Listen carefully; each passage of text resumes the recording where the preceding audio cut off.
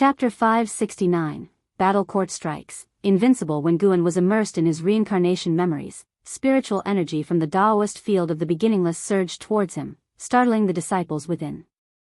Shenzhen was the first to be awakened. She turned her head to look at Guan, who was meditating with his eyes closed, her eyes brimming with curiosity. An Xin arrived first, followed by Lv Xian, Chen Chuan, Celestial Demon Child, and others. Gradually, everyone gathered in the courtyard within the span of 5 breaths. When they realized the extraordinary phenomenon of the spiritual energy in the Taoist field originated from Guan, they all breathed a sigh of relief. What is Master doing? It looks like he's seeking enlightenment. The realm of our Master is so high, yet he can still experience sudden enlightenment. Perhaps his talent is greater than we thought. Nonsense, it's clear that our Master is a genius. How else could he have reached his current realm? Stop guessing and sit down quickly. Let's profoundly sense the Master's Tao. Everyone discussed in hushed tones, afraid of disturbing Guan. After being reminded by the blood prison great saint, everyone sat down to earnestly contemplate. The Taoist field of the beginningless fell into silence. The mountains and forests were beautiful, the sunlight was gentle, everything seemed so perfect. An hour later. Wuxia world. Sight. Guan opened his eyes and saw that everyone was meditating within the courtyard. His expression didn't change, he just turned his gaze toward Shenzhen. Such a heavy obsession, Guan lamented inwardly. He had figured out the relationship between Shenzhen and Fairy Yao Xian. In fact, there was no actual relationship between the two. It was just that the Emperor of Eternal Life transferred Fairy Yao Xian's karma onto Shenzhen, hoping that the original self, namely Guan, could find Fairy Yao Xian through Shenzhen and rescue her. Fairy Yao Xian is a Taoist emperor with extraordinary talent. Even part of karma could change Shenzhen's destiny. Shenzhen was not initially chosen by the Emperor of Eternal Life, but was granted karma by him after meeting Guan. This was the act of the Emperor of Eternal Life after merging with the Great Cause and Effect Steel. He couldn't deduce where his original self was, so he could only utilize the power of the Great Cause and Effect Steel. He chose to self-destruct, also to make better use of the power of the Great Cause and Effect Steel. In the last moment before his will dispersed, he finally locked onto the celestial spirit great world of the future. He chose Shenzhen because, among the people Guan cared about, only Shenzhen had no one in her heart but Guan. The Emperor of Eternal Life believed that only such a relationship could compel Guan to go and save Fairy Yao Xian. Not only that, the Emperor of Eternal Life also left a mark within the Great Cause and Effect Steel as a way of repaying the original self in advance. Through this matter, Guan suddenly realized that Shenzhen's affection for him was indeed different. Although she said nothing, she had abandoned everything to follow him. When Shenzhen chose him, she did not know his true cultivation level. She simply did so because their aspirations and intentions concurred. Guan looked at Shenzhen and he too felt relieved. Shenzhen was not a replacement for anyone, she was still her own person, which was quite all right. As for the karma of the Emperor of Eternal Life, Guan would shoulder it. After all, he was the Emperor of Eternal Life. They were essentially the same person. One day, he would help the Emperor of Eternal Life find Fairy Yao Xian. With a thought, Guan's pupils transformed into a purplish gold hue, with flames faintly surging within. The Immortal Emperor's Eye. After inheriting the memories of the Emperor of Eternal Life, Guan suddenly mastered the Immortal Emperor's Eye. It's worth noting that his Immortal Emperor's Eye had no association with the Stealing Heaven Emperor, which was another of the Emperor of Eternal Life's methods. The Emperor of Eternal Life had obliterated Stealing Heaven Emperor's Immortal Emperor's Eye within the Great Cause and Effect Steel. The reason Guan could condense his own Immortal Emperor's Eye was because it was a skill that was cultivated, akin to a variation of divine powers, only it affected the bloodline and soul. The Emperor of Eternal Life had mastered the Immortal Emperor's Eye for hundreds of millions of years and had grasped its essence. This allowed Guan to directly cultivate the Immortal Emperor's Eye. It was a new Immortal Emperor's Eye without any karma. The Immortal Emperor's Eye was a great Tao creation, extremely difficult to cultivate, and different people could possess different mysteries. Now, Guan's mana was converging towards the Immortal Emperor's Eye, which would give rise to immortal emperors a divine power unique to him.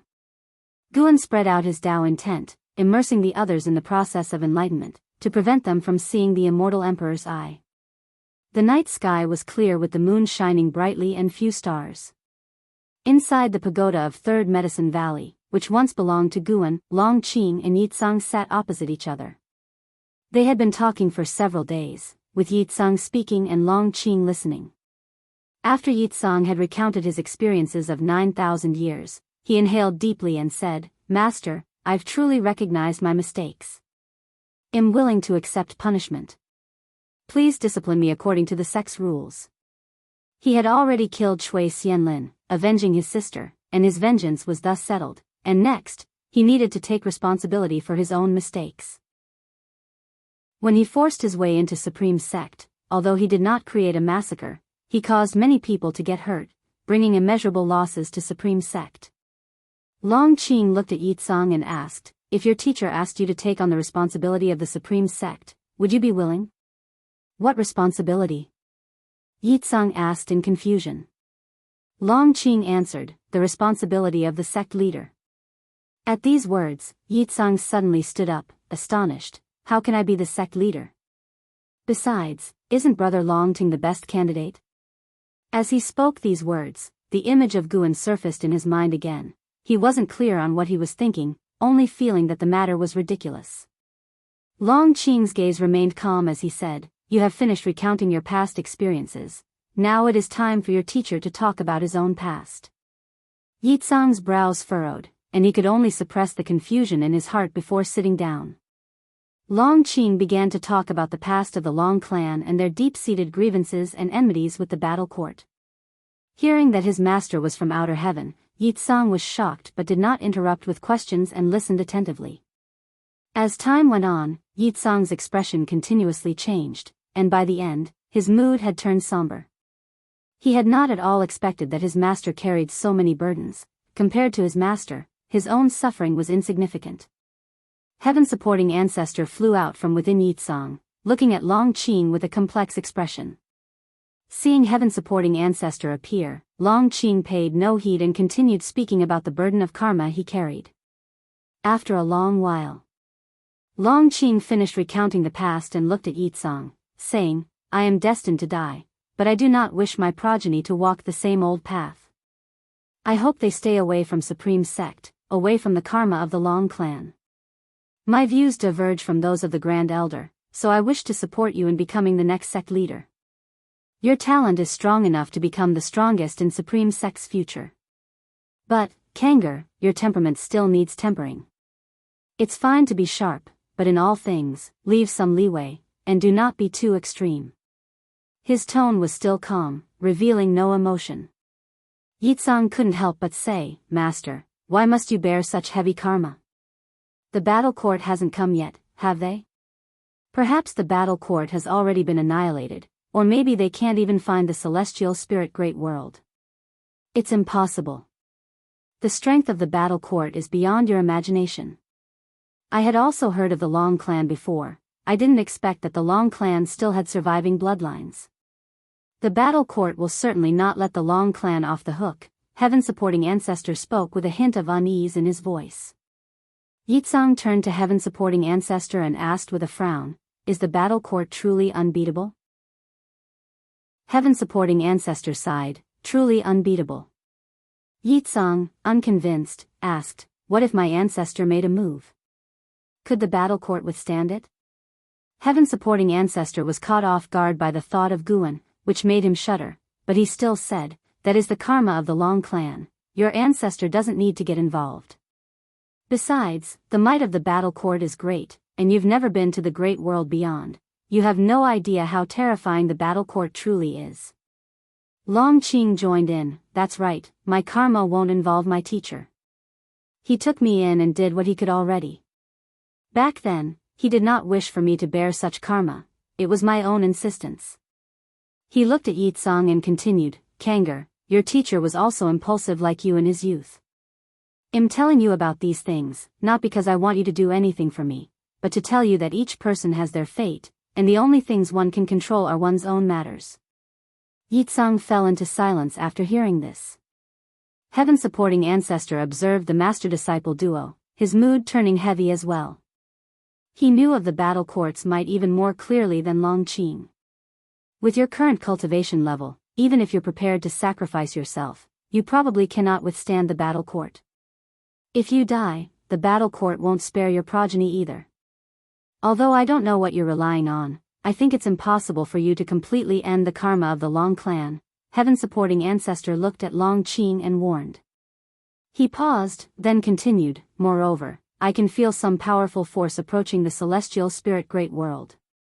I was surprised before, but now I think that powerful force must be the battle court.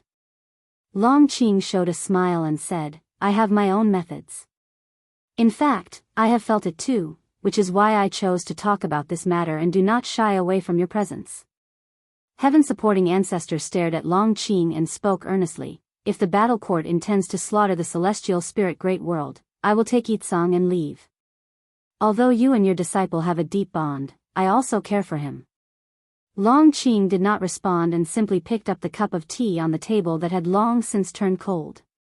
Yitsang took a deep breath, slowly stood up, and his eyes became resolute. He looked at Long Qing and said, Master, I will remember the principles you've shared, but your karma, I want to help you. It's just the battle court, right? I don't believe they are truly invincible.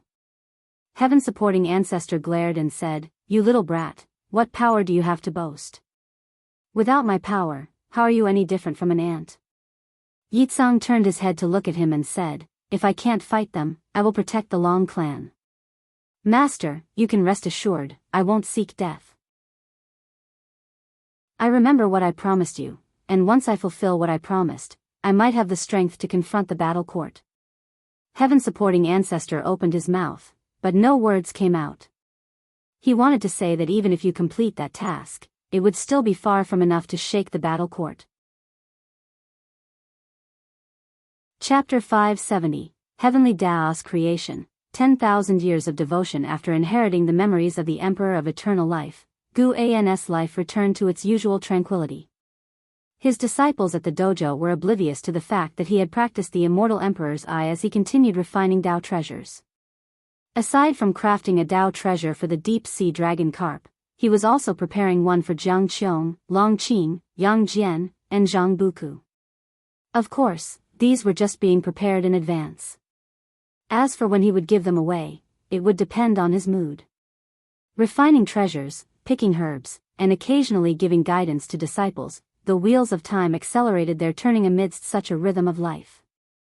1,000 years passed in the blink of an eye. In the primordial era of the celestial spirit great world, creation was constant. Not only were beings of exceptional talent born, but superior heavenly materials and earthly treasures, as well as heaven and earth treasures, would also be nurtured. Treasures were not only created through refining, heaven and earth themselves could give birth to innate treasures. Innate treasures could more easily trigger the rules of heaven and earth, and each contained immense power. Those who obtained an innate treasure would find it easier to become formidable figures who could stir the winds and clouds of the world. Against such a backdrop, discourse about the heavenly Tao began to spread again in the human world. Those who acquired supreme treasures were branded as favored by the heavenly Tao, causing all beings to fear and yearn for the heavenly Tao even more. One day, after Guan had just finished refining a Tao treasure, he stood up having decided on the foundation for the new treasure's refinement, without even bidding farewell to Shenzhen. Shenzhen didn't mind too much, absorbed in the Tao treasure within the great cauldron. She sensed a kind of Tao aura she had never perceived before.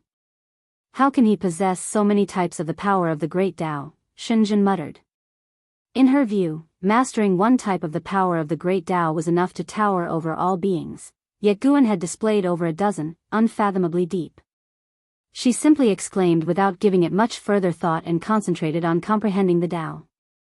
In recent millennia, as she comprehended the Tao, a desire had taken root in her heart. It seemed she was searching for something, but even she wasn't clear on what it was. She instinctively felt this longing. Wuxia world. Sight Wuxia world. Sight. This yearning drove her to pursue enlightenment with more diligence than in the first half of her life, no longer allowing herself to slack off. Elsewhere, Guan arrived at the edge of a cliff and looked down at the mountain path below. Mountains rose high on both sides of the path, blocking the sunlight. The cliff face was covered in grass and vines, creating a quiet, desolate atmosphere. At this moment, a scholar with a bookcase strapped to his back was making his way forward, leaning on a wooden staff. The mountain path was steep without stone steps, and weeds covered the sharp rocks, making his advance even slower. This scholar was the reincarnation of the celestial spirit god. Under Guan's gaze, a white fox followed behind the celestial spirit god. The white fox had searched for 10,000 years and finally found the reincarnated celestial spirit god. 10,000 years ago, the eldest brother killed an evil person in the city to save the youngest of 5, leading to his being pursued by the authorities. Meanwhile, the 3 white foxes, as agreed, resurrected the youngest brother. However, having shed blood, they could no longer control their murderous impulses, and when anyone troubled them, they would find a way to eliminate them. Eventually, the immortal cultivation sect discovered them. With their low cultivation level, they couldn't resist capture by the cultivators. They were taken prisoner, and the youngest, due to his demonic power, was also taken by the sect. Decades later, the youngest seized the chance to rescue the 3 white foxes, only to find 2 had already died tragically. He could only flee with the surviving one, who though alive, was at death's door. The surviving white fox, named Su Jin, was gravely injured, forcing the ensuing escape to depend on the youngest's protection. The immortal cultivation sect began to chase them because she once transformed into a courtesan. The cultivators started to speculate maliciously about their relationship, spreading rumors far and wide, damaging their reputation and leading more cultivators to join the hunt. Under the oppression of both the secular world and the immortal cultivation realm, feelings developed between the youngest and Su Jin. When the youngest sent Su Jin to the demon race's territory for her safety, he died by the blade of a cultivator while covering her escape. Such tragedies were not unusual in this world. Su Jin was fortunate to become a disciple of a great power from the demon race and even obtained the reincarnation technique. She searched for the youngest for 10,000 years until she finally found him in this life. Of course, Guan played a role in her finding him, as the celestial spirit god was covered by his karmic influence. Without his intention, she would never have found him.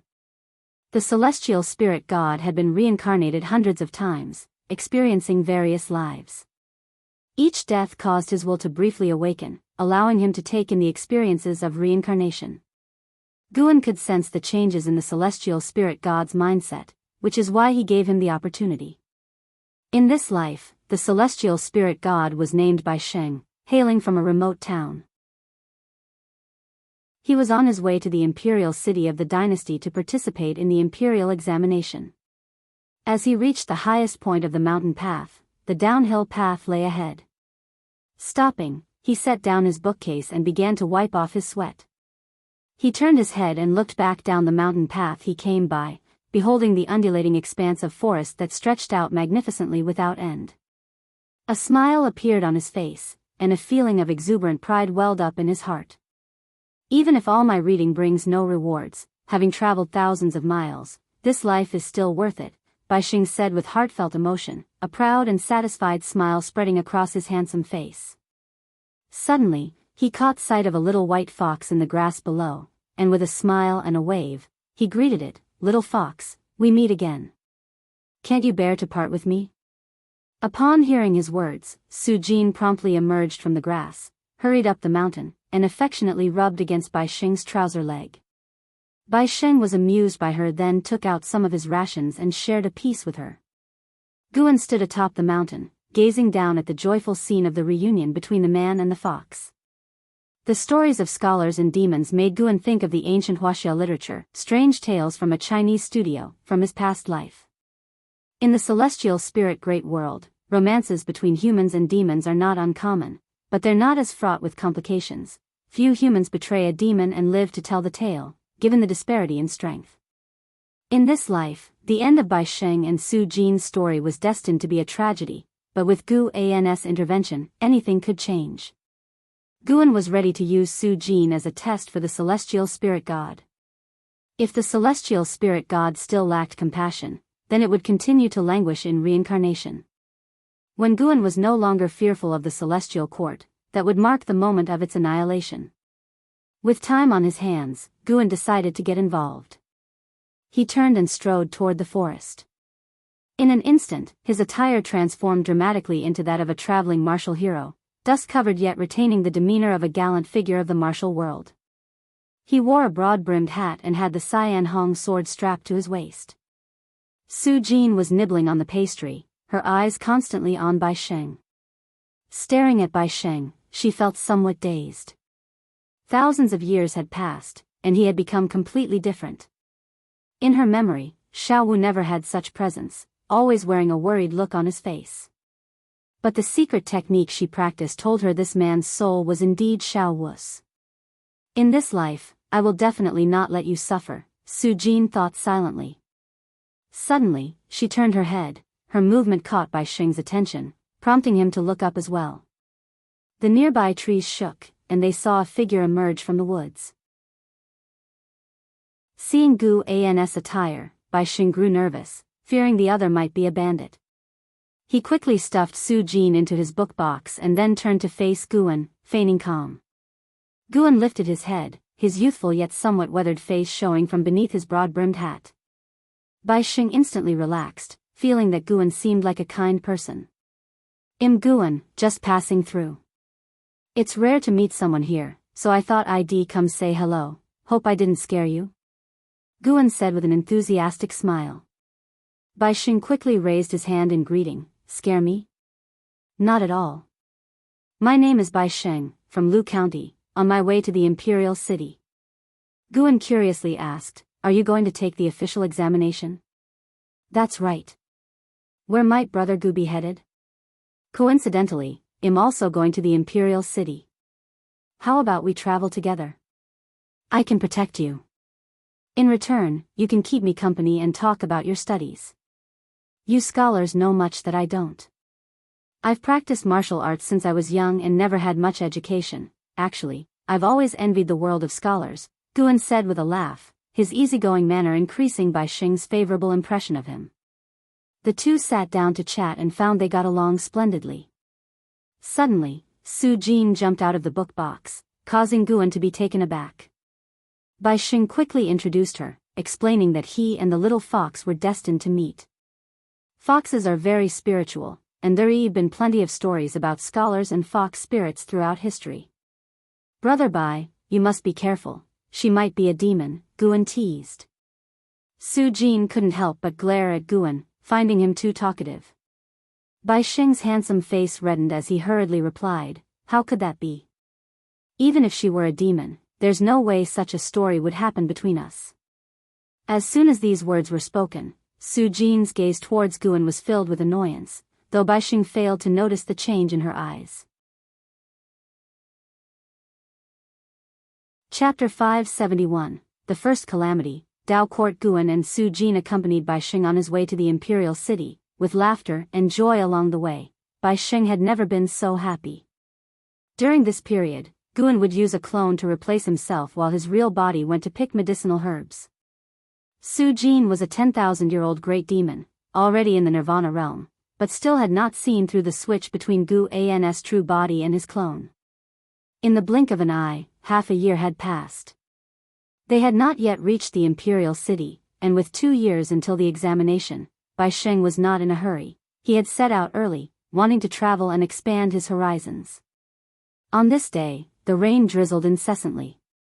Bai Sheng and Guan came to a small pavilion in the mountains to rest, and Su Jin leaped out of the bookcase, perched on Bai Sheng's shoulder, and licked his face as if trying to help him wipe the rainwater away. Bai Sheng had grown accustomed to her affection and didn't pay it much mind. He was discussing the local customs and culture with Guan. Although it was his first visit, he had read about this place in books and was very excited. The rainy weather did not dampen his spirits. Guan held the wine gourd in his hand, drinking while listening to Bai Sheng talk about the past and present, discussing the masterpieces that had been born here and the stories that were worth singing and weeping over. When Bai Sheng had talked until his mouth was dry and his throat parched, Guan tossed him the wine gourd, Bai Xing caught it and poured it directly into his mouth. I've heard that there are ghosts and apparitions around here, but I don't know if it's true or not. I've practiced martial arts for over 30 years, yet I've never seen a demon or ghost. Guan, with the Cyan Hong sword in hand, spoke eagerly. Su Jin couldn't help but roll her eyes at him, feeling that he was overestimating himself. She really wanted to speak, but she was afraid of scaring Bai Xing. Wuxia world. Sight, Bai Xing said with a laugh, if there is, would like to meet one too. You're as weak as a chicken, aren't you scared of ghosts? One eventually dies, rather than living a quiet life, never seeing ghosts or demons. I wouldn't regret or be afraid even if I died under the claws of a demon or ghost. Bai Xing replied with an untroubled laugh, his eyes shining. Guan felt that Bai Xing seemed frail, but in fact, he was full of energy, interested in everything, and full of fighting spirit. This guy had a tenacity inherent in his bones, truly worthy of being the reincarnation of a celestial spirit god.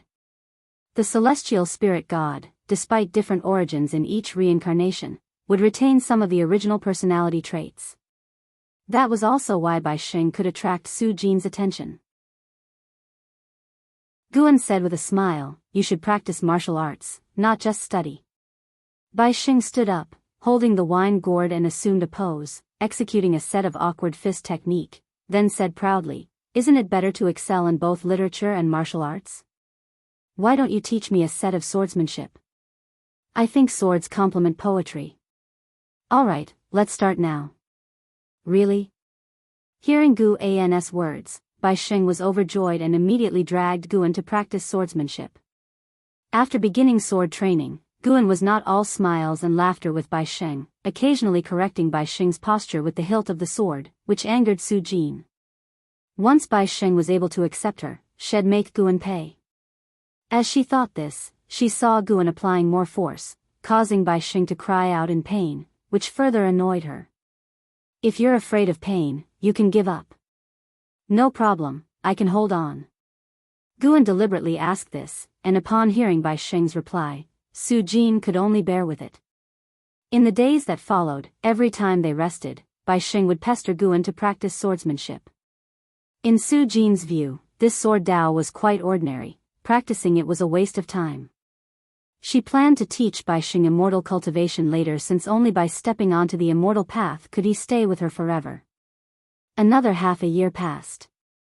Spring had just begun. Guan and Bai Xing arrived at the gates of the imperial city, and seeing the majestic gates, Bai Xing couldn't help but raise his arms and cheer. Su Jin, perched on his shoulder, squinted her fox-like eyes. She sensed a heavy demon chi. There were demons in the city, it seemed trouble was brewing. As expected of the imperial city under the sun of heaven's feet, majestic and imposing, the destination of the celestial mandate, this is the most prosperous place under heaven, said Bai Xing excitedly. Guan smiled and said, there are not only one dynasty in this world, to speak of the celestial mandate like this is a bit presumptuous. Bai Xing glanced at Guan and asked, have you been to other dynasties? No. Then let's first believe that this is the greatest city. Bai Xing lifted his bookcase and strode toward the imperial city. As he walked, he turned back to ask Guan the purpose of his visit to the imperial city. Guan was evasive, which made Su Jin even more vigilant. The crowd in front of the city gate was vast, they blended into it and quickly vanished from sight. At the same time, on the other side of the human world, Leah stood atop a mountain, looking down at the valley below, where weeds sprawled wildly with the faint outline of ancient attic buildings visible. This was Profound Valley, his first residence when he joined the Supreme Sect years ago. Leah gazed at the valley, looking lost in thought. A figure approached from behind him, it was Long Qing. Elderly, should I have someone tidy this up? Long Qing asked, weariness apparent in his features. With the impending assault from the battle court drawing near, his cultivation grew more arduous. He would not have left his practice had Leah not returned. Leah still wore his black garments, with stubble on his face and his hair casually tied, exuding the air of a wanderer from the martial world, not that of someone from immortal cultivation. No need, I'm just taking a glance. You don't need to accompany me especially, I will be leaving soon, Leah replied softly as he overlooked Profound Valley. In his eyes, the weeds in the valley disappeared, replaced by fields of medicinal herbs. He saw 3 young boys playing and frolicking. After hearing this, Long Qing nodded slightly and then turned to leave. He could tell that Leah was preoccupied, but he had no intention of prying. Could any worry be greater than his own life and death? As the millennia passed, Long Qing grew increasingly uneasy, always harboring the feeling of an impending calamity. After Long Qing departed, Leah remained in the same place, deep in thought. The divine exotic immortal spirit appeared on his shoulder and said, "Still looking, huh? The master isn't dead, he just left. I'm not worried about him. I just wanted to take one last look at this place before leaving." "I might never return," Leah answered. Hearing this, the divine exotic immortal spirit cocked its head, asking in surprise, "Where exactly are you going? You still won't tell me? Ever since you practiced that miracle skill, I can't hear your inner thoughts. Living inside you, I feel like an outsider." Towards the end, its tone was of a complaint. "I'm heading to outer heaven." "Where exactly? I'm not sure. I want to follow Gu An's steps, and also look for Zhang Buku." "Didn't you say that the power of the divine exotic realm master still exists? Maybe Zhang Buku is still alive." With that, Leah turned and looked up at the celestial vault.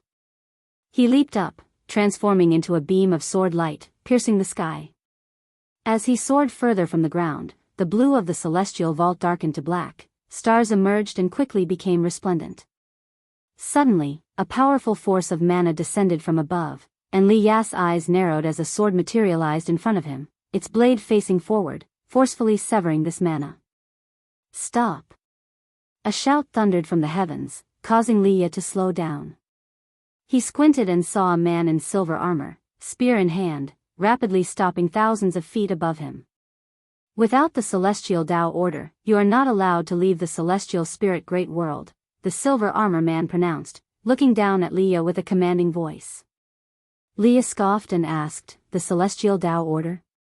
Since when does the celestial spirit great world have such a rule?" He was filled with confusion. For the past 3,000 years, he had been secluded in sword enlightenment, and upon leaving seclusion, he did not hear of any celestial Tao order. But the other's tone, daring to regulate the entire celestial spirit great world, was enough evidence of his extraordinary background, which Leah found ludicrous. The great world had just been reshaped, and such a powerful force had emerged. Could it be that an outer heaven power had descended and ruled the celestial spirit great world in a very short time? The silver armor man replied, "This celestial rule has been established for 1,000 years, set by the Tao court. I advise you not to act rashly. Above me, there is a free immortal who guards. Even if you pass me, you will not reach outer heaven. Should you injure me, it will be seen as a challenge to the Tao court, and you will be doomed never to transcend." The Tao court? Leah frowned. He had only been detached from the mundane for 3,000 years. How had the Tao court suddenly emerged? Upon further thought, he realized that today's great world was vast and boundless. Even 3,000 years ago, his knowledge of the world had been superficial, and he certainly was not aware of its full extent. Perhaps the Tao court was the overlord from another side of the world. What purpose does such a celestial rule serve? To trap all beings within this world? Leah asked mockingly. The silver armor man's brows furrowed and said, "Your sword is no trivial matter. You must be a great power that commands respect. You must have lived from the previous era until now. Let me tell you, a terrible calamity is approaching. It will be the first calamity since the primordial era to affect the entire great world. Going to outer heaven at this time will only lead to one's demise. The Tao court is looking out for your welfare, wanting to gather the power of the great world, to collectively resist the threat from outer heaven." Chapter 572, Disaster Looms. If it had been before, Leah would have certainly barged into the Tao court's blockade without hesitation, but now, upon hearing the silver armor man speak of an impending disaster, he couldn't help but calm down and ponder carefully. He had a clear memory of the great battle that took place 20,000 years ago, which clearly involved powerhouses from outer heaven. Leah gave the silver armor man a deep look and then turned to fly downwards. The silver armor man watched as Leah disappeared into the sea of clouds and then slowly ascended himself. Divine exotic immortal spirit sat on Leah's shoulder, teasing, "You've actually stopped being reckless. It feels quite unfamiliar to me." Leah snorted, "I'm not in any hurry to leave, and besides, if the world is in trouble, I need to stay and protect the Supreme Sect." Sia the Novel Fire. Net website on Google to access chapters of novels early and in the highest quality. To reach this point in his life, aside from Guan's protection, the support he had received from the Supreme Sect was substantial, and even now, he still considered himself a disciple of the Supreme Sect. Divine exotic immortal spirit sighed, "You really have grown up. What's with that tone? You make it sound like you're talking to a junior." Leah immediately pulled Divine exotic immortal spirit down from his shoulder and vigorously kneaded him in his arms. A breeze blew over with the sea of clouds, and as Leah bantered with Divine exotic immortal spirit, he suddenly felt as if nothing had really changed after all. At Dawn. Source, web novel. Com, updated on Omicron New. Guan sat on the eaves, watching the rising sun, his gaze reaching far into the distance.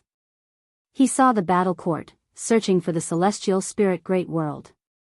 Because the celestial spirit immortal venerable had reshaped the Tao rules, the new celestial spirit great world was temporarily separated from the path of the great Tao, making it hard for the battle court to directly find the celestial spirit great world. Nevertheless, through causality calculations, the battle court was getting increasingly closer to the celestial spirit great world. Immortal Emperor, Guan pondered this name. In the memory of the silent destruction god emperor, the lord of the war court was the immortal emperor. The Tao practice of this immortal emperor was unfathomably profound, and it was uncertain whether he would come this time. He had already sensed the auras of more than a dozen innate golden immortals within the approaching war court's forces, with more battle court powerhouses arriving continuously. Judging by the situation, they were determined to slaughter all the descendants of the Long clan. Guan wasn't the least bit perturbed. He was, on the contrary, looking forward to the arrival of the great battle, during which he could reap lifespan extensively. Generally, Guan wouldn't engage in slaughter, but if someone threatened him, it was an opportunity to kill righteously and justifiably. "Brother Gu, good morning." Bai Xing's laughter came from the courtyard, and Guan looked down to see Bai Xing waving at him. So he smiled and nodded in response. "Are you going to read books again today?" Guan asked. The civil examination was still a while away.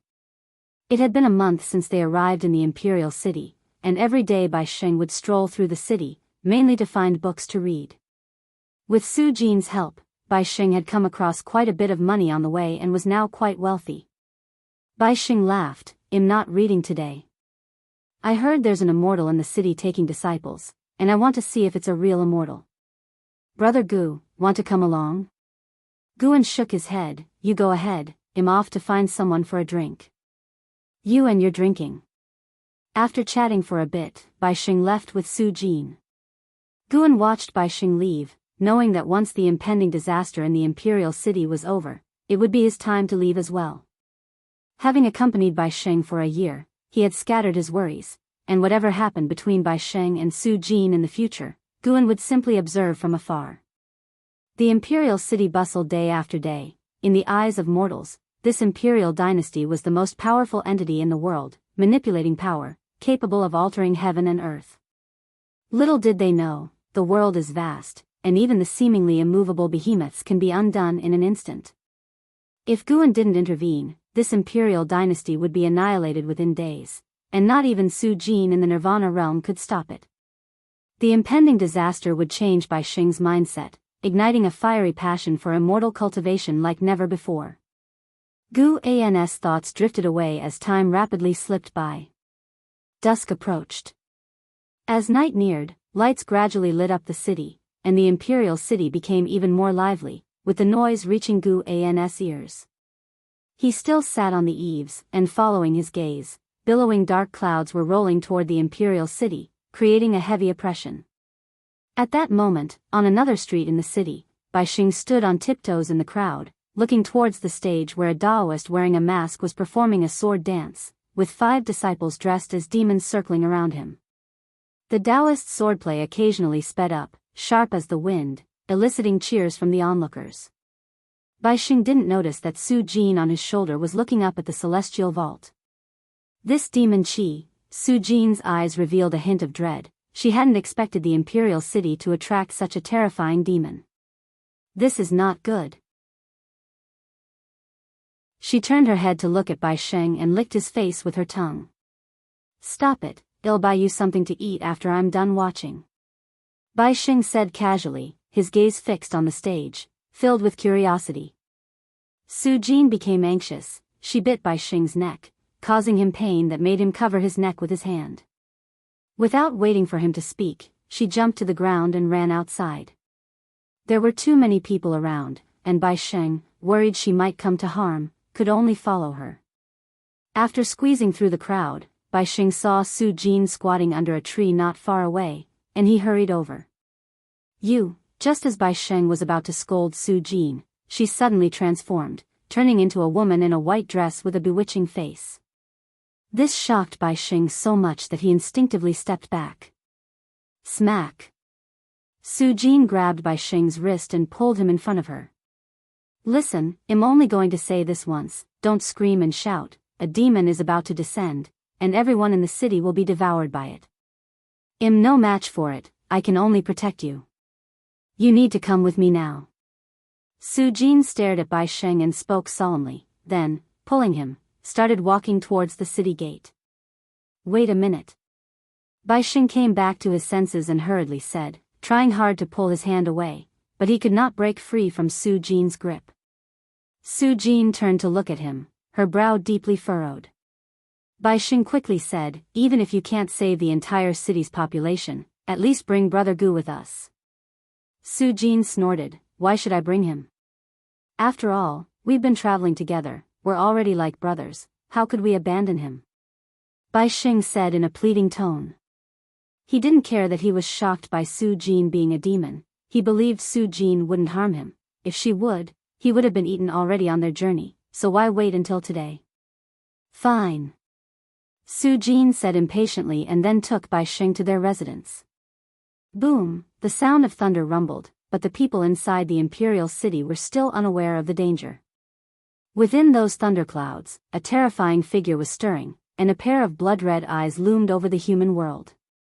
Suddenly, countless demon birds burst out of the sea of clouds, sweeping toward the imperial city, their flapping sounds merging together, instantly drowning out the city's hubbub and disturbing the citizens.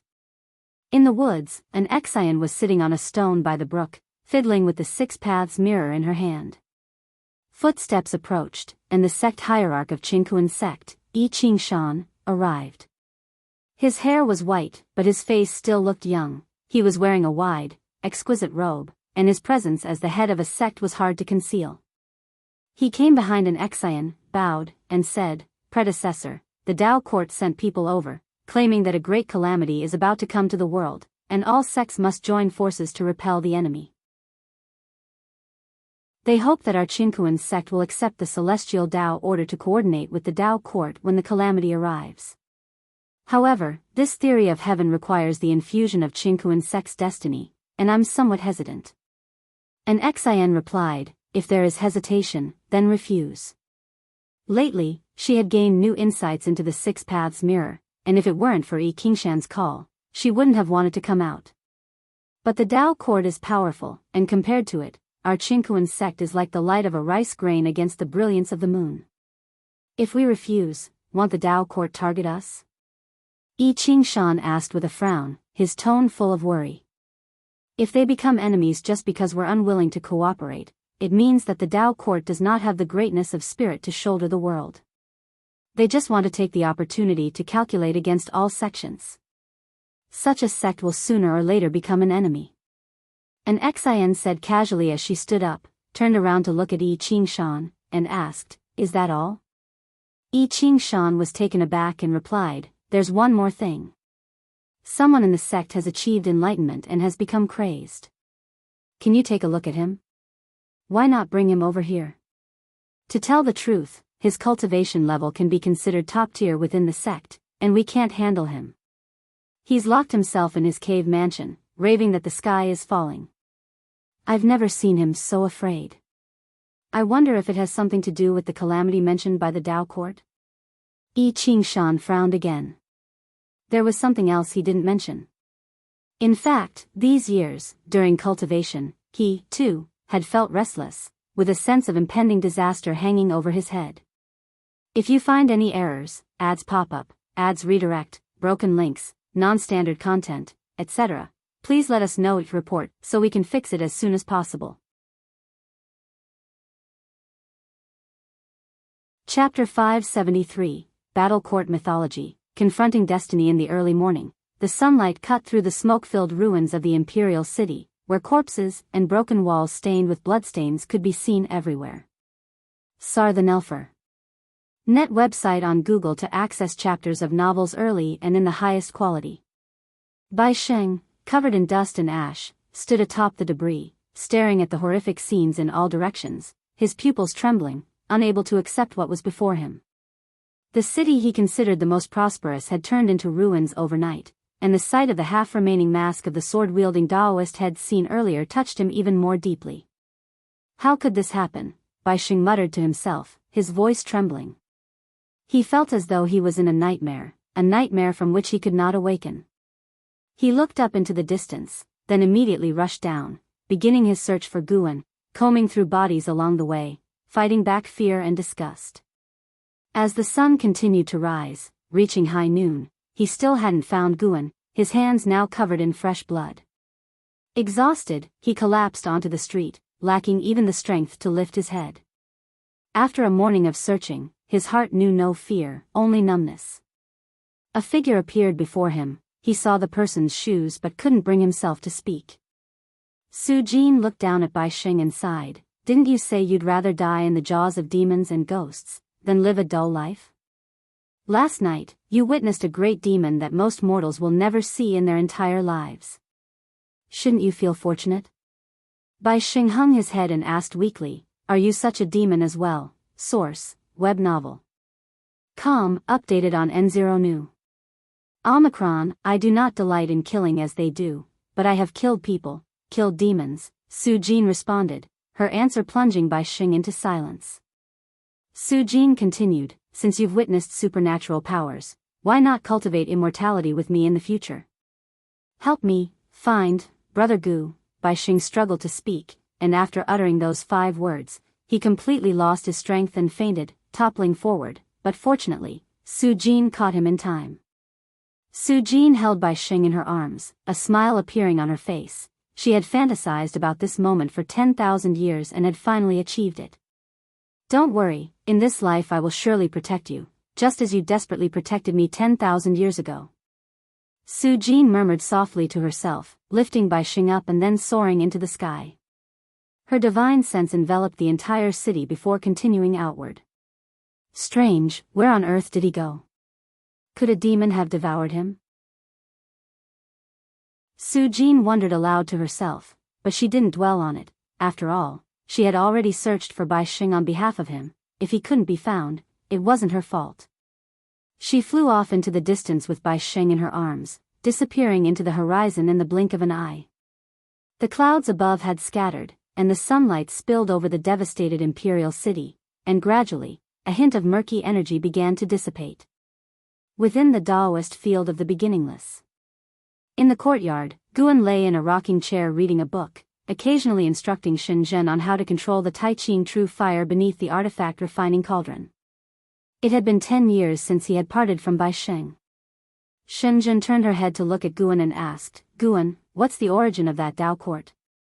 Within the Qingkuan sect, it's widely rumored that the Tao court will become the sect that unifies the entire world. Guan answered casually, just like the Holy Court, the Tao court was once the ruler of a part of the great heaven and earth. After the great thousand world was reconstructed, they grew rapidly. Of course, they were able to do this because they had the backing of a highly practiced and powerful being. How strong is he, compared to you?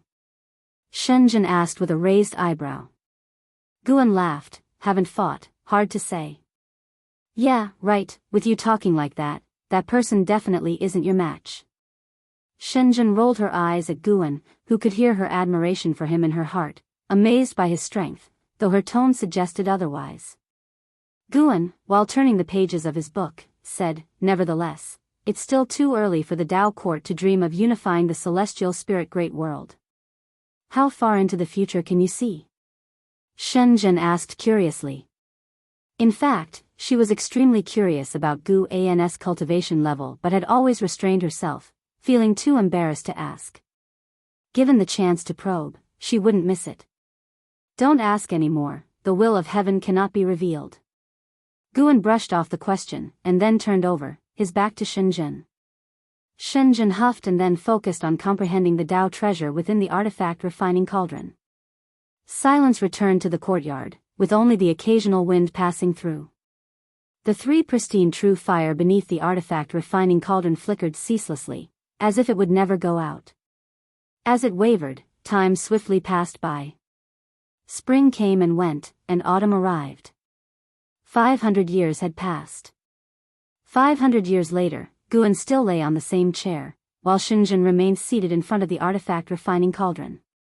Guan turned over and rose, tucking the green hero travelogue into his chest, picked up the Cyan Hong sword, and drew it from its scabbard.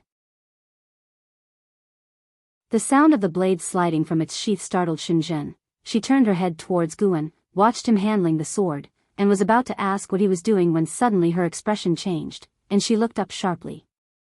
Not just her, everyone in the dojo was alarmed and looked up.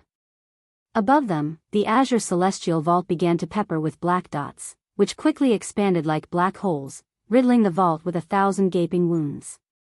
"What is that?" Shenzhen furrowed her brow and asked. Guan did not look up. He gently swung the Cyan Hong sword, replying, "It's a transcendent force from beyond the great thousand world, known as the Battle Court." The Battle Court? Shenzhen had never heard of this name before. She asked in surprise, "Why do all these major sects like to name themselves Court, Holy Court, Tao Court, Battle Court? Your book Celestial Court can't possibly be real, can it?" She had always suspected the investiture of the gods and journey to the west to be true, and now, thinking about it, it seemed very possible. After all, Guan's Tao practice was beyond her imagination. "It cannot be said, it cannot be said," Guan said with a meaningful smile. He was thinking about what sword technique to use to sweep away the battle court. At that moment, he felt something and turned his head towards the distance, a flicker of unusual light in his eyes. He was looking in the direction of the Supreme Sect. At the same time, on the remote Tai Tsung continent, Candle Star and Yi Tsung appeared beneath Long Qing's attic, while the soul of the heaven-supporting ancestor emerged from within Long Qing's body. He gazed up at the celestial vault, his brow deeply furrowed. "The battle court is truly fearsome," murmured the heaven-supporting ancestor to himself. Candle Star, too, looked up at the celestial vault, his face showing disbelief. The heaven-supporting ancestor turned to him and asked, "Aren't you also from the battle court? I heard you wanted the Supreme Sect to take the battle court's place." Yi Tsung looked at Candle Star as well, detecting the sarcasm in the heaven-supporting ancestor's voice. Taking a deep breath, Candle Star said, "I didn't expect the battle court to have such depths. It seems that the existence has finished its seclusion and has called back those great powers who have been gone for so long. It's odd, he clearly despises the Long clan, and it was just those war gods targeting them," the heaven-supporting ancestor speculated. "After all, even the celestial spirit god has fallen, and yet the battle court still dares to come. It must have some confidence." Candle Star couldn't answer, his heart was in turmoil. The oppressive force of the battle court's arrival made him tremble with fear. He dared not imagine the sight of facing those war gods, especially that existence. That existence was the myth and legend of the battle court. Even though he had reached the profound Yuan-free immortal realm, he had never seen that existence. Clang! The door of the attic flew open, and Long Qing walked out, descending the stairs at a steady pace, his expression calm. A figure abruptly appeared at the base of the stairs. It was Long Qing's son, Long Teng. "Father, what is the origin of the anomaly in the sky? Why do I feel my qi blood surging uncontrollably? I even feel," Long Teng asked with a furrowed brow.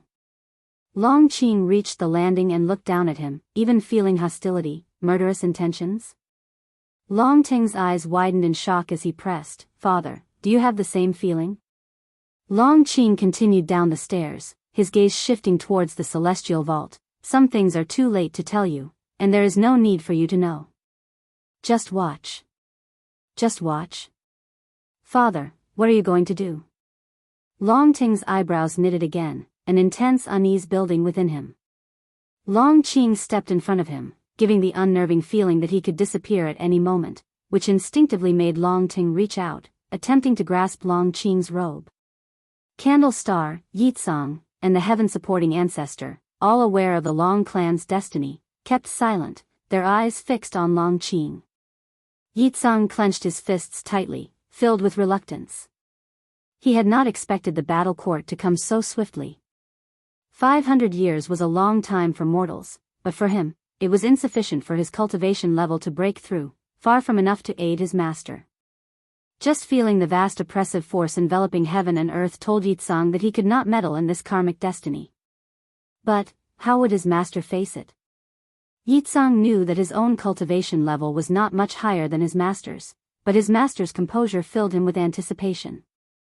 "If you find any errors, ads pop up, ads redirect, broken links, non-standard content, etc., please let us know each report so we can fix it as soon as possible."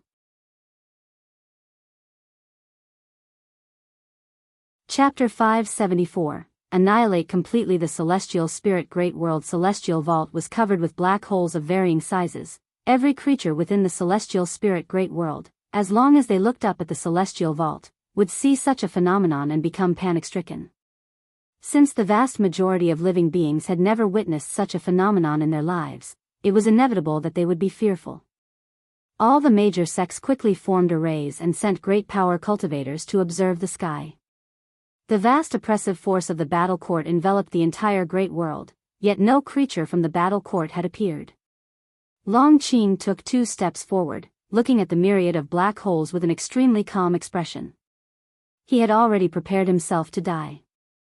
Long Ting looked at his father's silhouette, unable to resist asking, "Father, what exactly are you planning to do?" Long Qing didn't answer him. The protective formation of the supreme sect rose up, and figures began appearing around the attic. They were either high-ranking individuals of the supreme sect or descendants of the Long family. After Long Qing issued a precautionary command, he no longer spoke, and no matter who asked him, he did not respond. Sar the novel _fire. @ website on Google to access chapters of novels early and in the highest quality. Yitsong looked at his master, feeling extremely distressed. Just then, brilliant lights arose from the horizon, all of them entering the black holes within the celestial vault. The lights entered the black holes and disappeared without causing any disturbance, as if traveling through time and space. Far beyond, in the depths of the universe, a dark purple light path stretching millions of miles was rapidly extending. Figures were walking on the light path, with black holes continuously appearing on both sides. Some figures stepped into the black holes, while others stepped out from within. On this dark purple light path, leading at the front was a 9-headed flood dragon covered in black dragon scales. Its 9 necks were like mountains, and its 9 dragon heads continuously spewed intense heat waves. Source: web novel. Com, updated on Omicron New. This dragon was larger than any meteor it passed by, advancing like a creation god mountain, dignified and vast. Following behind it was an overwhelming march of creatures from the battle court, humans, demons, and ghostly evils, all moving in the same direction. In the midst of this multitude, a sword cultivator advanced. He wore a red robe tightened at the waist, the sleeves broad, his features were young and handsome, and his hair was snow-white. He looked ahead with furrowed brows. His name was Feng Xian, a renowned prodigy of the battle court who possessed the cultivation level of a profound yuan-free immortal. He was shocked by the sight before him. Having lived millions of years, it was his first time seeing the battle court amass such military force. Looking around, the terrifying aura emitted by those figures made him feel alienated. He even doubted if these people were from the battle court. Had he only been in seclusion for several 100,000 years for the battle court to have improved this much? Just to invade a great thousand world, is it necessary to send so many people? I heard that the silent destruction god emperor fell in that great thousand world, which is why there's such a massive mobilization. What? The silent destruction god emperor fell? How is that possible, being such an ancient being? We're going to the celestial spirit great world. This great world has just been reshaped. The world itself poses no threat to us, but there is an extremely terrifying being hiding inside, and it also intends to support the Long clan, which is provoking the battle court. The Long clan? They haven't been completely wiped out? Listening to the discussions around him, Fang Xian's mind conjured up an image of the silent destruction god emperor. He had only seen the silent destruction god emperor once when he went to listen to the emperor's doctrine. In his mind, the silent destruction god emperor's Tao practice was unfathomable, and even the high level of the battle court were very polite toward him. Such a being had actually fallen. Fang Xian felt uneasy. Although there were a lot of them, the more forces the battle court deployed, the more dangerous he felt this battle would be. The Tao practices of the high-level members of the battle court were beyond his imagination. Those beings certainly saw more than he did. Facing an unknown great battle, how should he ensure his own safety? Just as Fang Xian was lost in chaotic thoughts, from some of the black holes ahead flew out cultivators of the celestial spirit great world. When they saw the unending battle court light path, they were all startled. Before they could speak, nearby creatures from the battle court quickly took action. The great battle had officially commenced. Cultivators from worlds below the Zizai immortal realm had no power to resist. They were directly obliterated. Those with higher cultivation levels hurriedly escaped back into the black holes, through which they returned to the celestial spirit great world. Taoist field of the beginningless. All disciples had gathered in Guan's courtyard, curious about the celestial phenomena above. Guan didn't say much. With a wave of his sleeve, the blue smoke above the artifact refining cauldron condensed rapidly, forming a large mirror that reflected the majestic sight of the battle court light path. An Xian, Shenzhen, celestial demon child, and blood prison great saint looked up and were all stunned. On the trans-universal battle court light path, the crowd surged like a tide, the massive beings as large as mountains appearing even more fearsome. Along the end of the battle court light path, a terrifying huge shadow loomed in the deep darkness, revealing only its upper body as if carrying forward this vast light path single-handedly. The battle court light path in the hand of this huge shadow resembled a sword thrusting forward, a scene that shocked everyone's eyes. Celestial demon child couldn't help but turn her head to look at Guan and asked, "Master, who are they?" The others also turned to look at Guan. The usually loquacious blood prison great saint and LV Xian were also stunned. Facing such a force, they felt only apprehension in their hearts. Guan responded, "This is the battle court, a power from beyond the great thousand world." An Xian pressed further, "Why have they come?" The others were also puzzled, waiting for Guan to clarify. Guan did not conceal anything and revealed the grievances between the Long clan and the battle court. This grudge has lasted for many years. 20,000 years ago, there was an entity known as the Silent Destruction God Emperor who also came for the descendants of the Long clan, Guan said calmly. Qin Chuan couldn't help but say, to usurp their nest and to exterminate them, this lord of the battle court is really not anything good, and by the looks of it, they're likely aiming to take over the celestial spirit great world. The others also started cursing at the battle court. An Xian suddenly thought of something. She looked at Guan and timidly asked, "Master, you granted Long Qing the Long surname. Could it be?" As soon as these words came out, everyone fell silent. They all knew Long Qing, who was personally taken in as a disciple by Guan. An Xian still remembered that Guan had previously refused to guide Long Qing in cultivation because Long Qing carried a great cause and effect. Guan nodded and said, "Yes, Long Qing is indeed a descendant of the Long clan." Everyone looked at each other after hearing this. Blood Prison Great Saint became excited and asked, "Master, will you take action?" The others also felt invigorated by this. They had practiced arduously in the dojo. The higher their realm, the more they revered Guan's cultivation level. They had always been curious about just how strong Guan was. Surely such a powerful battle court could force Guan to reveal all his strength? It is his destiny, why should I intervene? Being able to adopt him, I already took a great risk. Guan shook his head and chuckled. The others didn't buy it. In their eyes, Guan would surely protect Long Qing, just as he protected them. Jiang Shi lamented, who knows how many years of cultivation it will take before I can qualify to participate in such a great battle. Scenes of battle appeared in the mirror atop the artifact refining cauldron. Endless cultivators from the celestial spirit great world surged out of the black holes, blocking the battle court's advancement. Today's celestial spirit great world was far beyond the previous era's celestial spirit great heaven and earth, with an astonishingly consolidated power. LV Xian, Qin Chuan, and others, seeing endless cultivators and demons entering the battle through the black holes, felt their blood boiling. Guan didn't immediately take action. He saw this calamity as a good thing, letting the beings of the Great Thousand World feel a sense of crisis. Moreover, this cause and effect had to be ended by the Long family themselves. Guan did not want to publicly tie himself with the Long family on the surface, waiting for Long Qing to be overwhelmed before intervening.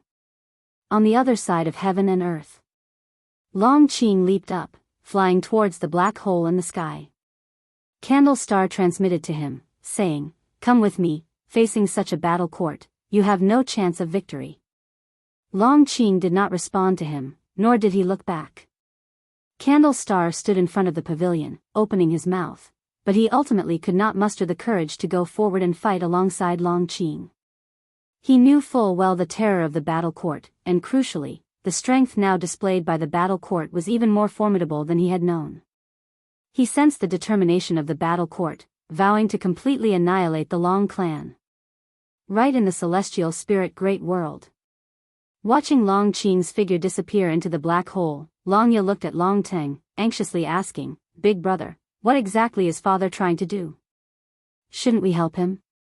Long Teng was about to speak when a sonorous voice echoed through the entire great heaven and earth. "Descendant of the Long clan, you have stood up, and indeed, you have not dishonored the bloodline of the Long clan.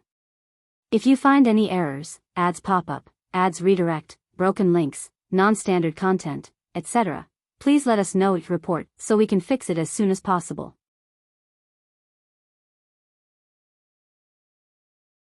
Chapter 575, Dharma Aspect Shocks the Heavens. The sudden voice plunged the entire celestial spirit great world into silence, and all living beings felt their hearts chill just hearing it.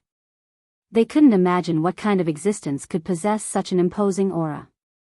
Candle Star looked up at the celestial vault, his expression somewhat bewildered as he murmured to himself, "Master." He understood that the Lord of the War Court used such terrifying power not only targeting to execute Long Qing, but mainly against the protector of the celestial spirit great world.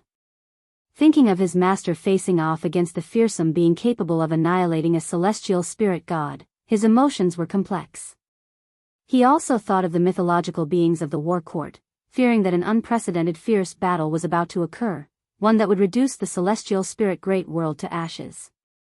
He turned to look at his disciples gazing up at the celestial dome in the distance and couldn't help but sigh. After so many years at the Supreme Sect, he had grown attached to this place, but no amount of attachment was worth more than life itself. He had already forsaken the War Court, and in the face of such a situation, all he could do was flee. He withdrew his gaze and disappeared into thin air in front of the pavilion. Long Teng, Long Ye, and the other cultivators around them hadn't expected him to flee. They thought he was going to support Long Qing, so they didn't think too much of it. The heaven-supporting ancestor re-entered Yitsang's body. His voice echoed in Yitsang's mind, "There are many presences within the War Court that are beyond my match."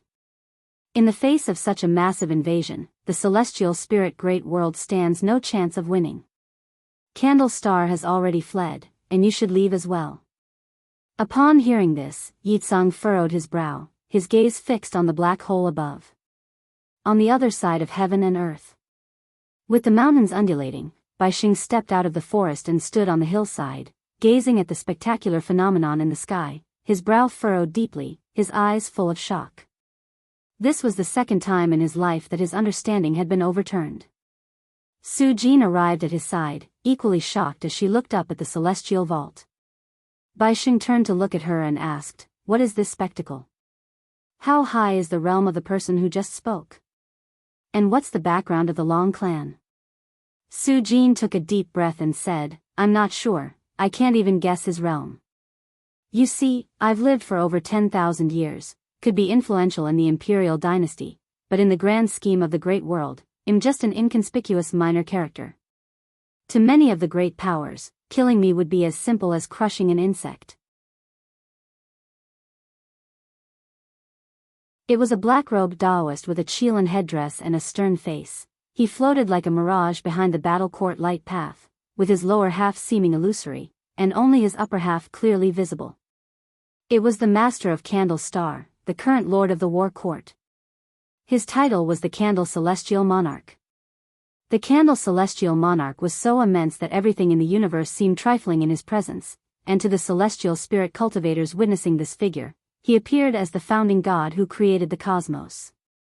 As the Candle Celestial Monarch emerged from the darkness, everyone from the side of the celestial spirit great world, except Long Qing, lost their courage and willingness to fight. It seemed as though the Candle Celestial Monarch had merely leaned forward. He looked down upon Long Qing, observing the Dharma aspects coalescing behind him, with an indifferent gaze, and he said, "Has your esteemed self not shown yourself yet? Could it be that you have given up on the Long clan?" This question likewise echoed throughout the celestial spirit great world.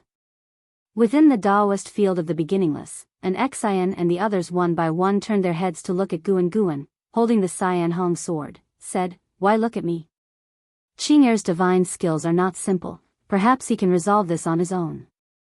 As he spoke, he lifted the blade, his left hand supporting the edge, the tip pointing toward a mirror above the artifact refining cauldron, as if aiming at the Candle Celestial Monarch within it.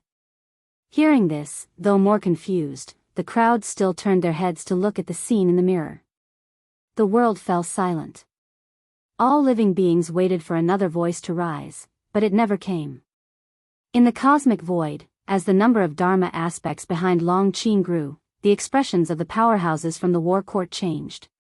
In less than 10 breaths' time, the number of Dharma aspects surrounding Long Qing had exceeded 10,000, and one Dharma aspect, towering 10,000 zhang, radiated an aura of contempt for the universe, causing both celestial spirit cultivators and war court warriors to involuntarily fix their gaze on him. Long Yu, the voice of the Candle Celestial Monarch rose, as if murmuring softly. As soon as his voice fell, figures scattered apart, quickly surrounding Long Qing and his Dharma aspects, each figure emanating an unrivaled aura, using their own powerful presence to seal off Long Qing. Those celestial spirit cultivators who were suppressed by the Candle Celestial Monarch vanished into ash, only cultivators far away survived, and those who had come forth from the black holes as reinforcements all stopped in their tracks, their attention entirely on Long Qing. The Dharma aspects summoned by Long Qing each radiated a brilliant light, converging into a sparkling region in the universe. Those dozen or so war court powerhouses were scattered around, as if enacting some kind of elusive formation to block the strong light emitted by the celestial dragon Dharma aspect. Such a rich force of karma. To summon so many powerful Dharma aspects with such cultivation level, the Long clan is indeed extraordinary. If that's all there is, it's not worth us joining hands. Perhaps the existence behind him has already fled. No one can afford the karma of acting against a celestial god. This divine skill seems to utilize bloodline karma. The war court powerhouses discussed among themselves, completely disregarding Long Qing. The distant Candle Celestial Monarch did the same, whether it was despicable of what stood behind Long Qing or contempt for Long Qing himself. Listening to the voices from all around, Long Qing took a deep breath, his eyes sharpened, and his face began to crack open as blood seeped out. The gray aura around him suddenly turned into a bloody one, and an even more terrifying figure rapidly took shape, as if a giant stood up behind him, quickly growing larger, surpassing the Dharma aspect known as Long Yu by the Candle Celestial Monarch. Upon seeing this Dharma aspect figure, the eyes of the Candle Celestial Monarch suddenly changed. "Kill him." The voice of the Candle Celestial Monarch rose, and as soon as the words were spoken, the war court powerhouses encircling Long Qing all made their move, with the force of thunder. The terrifying pressure coming from all directions made Long Qing feel as if he were being torn apart, yet, he did not die. He looked up to see 100,000 zhang tall, blood-colored figure wielding a long spear with one hand, fending off the powerful mana coming at him from every direction.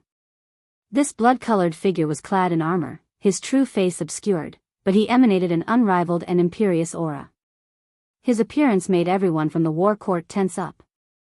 In the sea of people, Fang Xian's pupils trembled, and his heart was hit by a storm of shock. The cultivators of the celestial spirit great world were similarly dumbstruck. In that moment, even within the great heaven and earth, all living beings could see a blood-colored figure reflected in the celestial vault, towering high into the sky. If you find any errors, ads pop up, ads redirect, broken links, non-standard content, etc., please let us know. Report so we can fix it as soon as possible.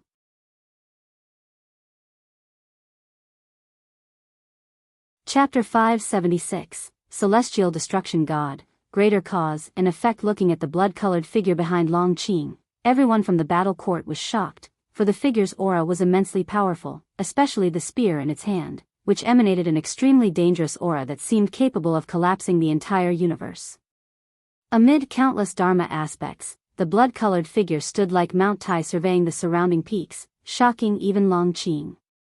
In Long Qing's mind, the strongest should have been Emperor Longxin. He had managed to manifest the figure of Emperor Longxin, which was that enormous figure. Yet, Emperor Longxin appeared so weak in front of this blood-colored figure. After mastering the celestial dragon technique, Long Qing dared not casually manifest his Dharma aspect, as he only had one chance. This was his first encounter with the blood-colored figure. Somehow, he knew the name of this figure. Long Mia. Long Qing had heard this name before, the grandson of Emperor Longxin, the son of Long Jun. He had heard Long Jun boast that Long Mia possessed the strongest talent within the Long clan, but after seeing the figure of Emperor Longxin, he believed Emperor Longxin was the strongest. Today, he truly understood how terrifying the strongest figure of the Long clan could be. Long Qing's skin continuously cracked open, and blood incessantly seeped out. He quickly turned into a bloody figure, but his eyes were so bright. With his own strength, Long Mia demonstrated power that dominated the current battlefield against numerous strong members of the battle court. From afar, Candle Celestial Monarch watched Long Mia, frowning deeply. 10 innate golden immortals actually couldn't destroy this Dharma aspect. What was the origin of this Dharma aspect? The innate golden immortals who were casting spells were equally shocked. Their power was enough to destroy the universe, but they concentrated their mana together, trying their best not to affect the heavenly Tao. Yet, the existence they targeted would suffer a more intense impact. However, Long Mai's Dharma aspect easily resisted their attacks. How could they remain calm? Long Qing struggled to lift his right hand, and in an instant, the Dragon Annihilation Dharma aspect holding the spear pushed forward, vigorously repelling several innate golden immortals and causing airwaves that shook the battle court light path. Almost instantly, all Dharma aspects surged like arrows, rushing toward the battle court light path. Long Qing was still performing the celestial dragon technique, continuously manifesting Dharma aspects, and joining the battle, while the Dragon Annihilation Dharma aspect continued to guard behind Long Qing. Everyone, retreat. A great cultivator from the Tao court loudly commanded, and with someone leading, other hesitating cultivators quickly retreated to observe from a distance. The Long clan's Dharma aspects, like a grand army, swiftly advanced onto the battle court light path, as more and more battle court cultivators joined the fight. Fang Xian drew a sword, ready for battle, his gaze fixated on the blood-colored figure of Long Mia, his heart filled with astonishment. A loose immortal could summon such a formidable entity. Was this the Long clan? He had always failed to understand why the upper ranks of the battle court insisted on completely annihilating the Long clan, but now he understood. Facing such an enemy, it was indeed necessary to eliminate them completely. However, another thought uncontrollably popped into his mind. How did these high-level individuals snatch the battle court from the Long clan? As Fang Xian was lost in thought, a sword light streaked over his head, powerfully colliding with space, striking the Dragon Annihilation Dharma aspect, which still defended with the spear in its hand. Two formidable forces collided, creating shockwaves that caused distant celestial spirit cultivators watching the battle to vanish in smoke and dust, while cultivators from the battle court side were protected by a force of destiny, spared from disaster. From afar, an energy barrier enveloped the battle court light path, defending against all impacts. In Daoist field of the beginningless, within the courtyard, everyone intently stared at the artifact refining cauldron's mirror, watching the power standoff between Dragon Annihilation's Dharma aspect and Candle Celestial Monarch, secretly terrified at the immense power before them, where every existing being between the two seemed insignificant. Furthermore, Candle Celestial Monarch's aura could even reach into Celestial Spirit Great World. They were fine, protected by the dojo, but the outer environment trembled, a catastrophe for mortal spirits. An Exian involuntarily looked at Guan, noting her master was still calmly watching the battle, and she was puzzled. "Master, why aren't you taking action yet? This isn't like him, and moreover, this calamity originates from Qing Air. He certainly won't stand by idly." Could it be that Master has already planned a response? It must be so. Master is always like this, claiming indifference, yet always ends up intervening. With that thought, Enzin's confusion cleared, replaced by exhilaration. In her heart, her master had always possessed great compassion to protect all living beings, and she had witnessed it many times. Even if Master wanted to leave, he would just disguise his identity and hide in another part of the world, showing that at heart, Master couldn't sever his ties to this land. Guan stared at the image in the mirror, hearing the thoughts of the crowd, especially those of an Exian. He felt both relieved and helpless. He was relieved that an Exian had always trusted him, but he felt helpless because his image in Enzin's mind was too great. Guan indeed had a strategy to cope. This calamity, originating from the grudge and karma of the Long clan, was different from previous calamities. It was a disaster of the Long family, triggered by his reincarnation body, and he would naturally resolve it. However, he would not do so as Guan, but as Long Zhan. In this calamity, he would not let the innocent die. The more evil the battle court behaved, the more it would provoke his desire to kill. His pupils flickered with a peculiar purple-golden flame. "Have you already joined them?" Guan stared at the Dragon Annihilation Dharma aspect in the mirror and muttered to himself. He felt the aura of the heavenly Tao emanating from the Dragon Annihilation Dharma aspect. This aura was similar to that of the Celestial Spirit God and the Celestial Extreme God. No wonder Long Mia could escape the karma of the Long clan. It turned out that a stronger force was shielding him from karma. But this time was different. Long Qing was using the karma from bloodlines, and as long as Long Mia did not change his physical body, the karma attached to the bloodline would still exist. Candle Celestial Monarch, being in the late stage of innate golden immortal realm and joined by 16 other innate golden immortals, was strangely unable to defeat the Dragon Annihilation Dharma aspect. Guan was curious about what cultivation level Long Mai's true self had reached now. Additionally, Guan noticed that these innate golden immortals had a different kind of destiny aura from the battle court. They originated from the battle court, but they bore the destiny of other forces, more intense. This meant these innate golden immortals had other backgrounds. It seemed there were other calculations behind this battle. Guan began to look forward to the appearance of the immortal emperor. As for getting involved in more trouble, Guan was not too concerned. This battle would certainly allow him to reap a tremendous lifespan, and perhaps after some time, he would break through to a higher realm. On the vast earth, countless fierce beasts were slaughtering each other, the ground split open, blood flowed into rivers, and corpses were countless. The fierce ground battle continued, but the celestial vault was extraordinarily bright, with stacked clouds making the celestial vault appear even more expansive. A towering figure clad in blood armor stood proudly among the clouds. His hands hung naturally, his shoulder armor resembled a dragon, and his white hair fluttered in the wind, with a blood flower mark on his forehead. His face was handsome, but his gaze was so indifferent. He looked down at the slaughter below, his expression unchanged, but the reflection of Long Qing employing the celestial dragon technique flickered in his pupils. His figure was identical to the Dragon Annihilation Dharma aspect. Next to him stood a long spear, the body of the spear covered in blood scales, the spearhead like the claw of a true dragon, its tip refracting a cold light. A figure leapt up and landed beside him. This was a cyan-robed Daoist, standing on a red gourd, bearing an air of immortality and wearing a cynically amused smile. Celestial Destruction God, someone else is using your power again? How long will you protect them? The cyan-robed Taoist asked teasingly. Celestial Destruction God's expression remained indifferent as he calmly said, "It's not exactly using, that's their own capability." The cyan-robed Taoist raised his hand and drew a circle in front of him, revealing an illusion reflecting the battle outside the celestial spirit great world. The dragon annihilation Dharma aspect was so eye-catching. At its feet, a strong light gathered around Long Qing, who was continuously consolidating the Dharma aspect. The continuous Dharma aspect assaulted the battle court light path, with Candle Celestial Monarch stepping over from above, continuously approaching the dragon annihilation Dharma aspect.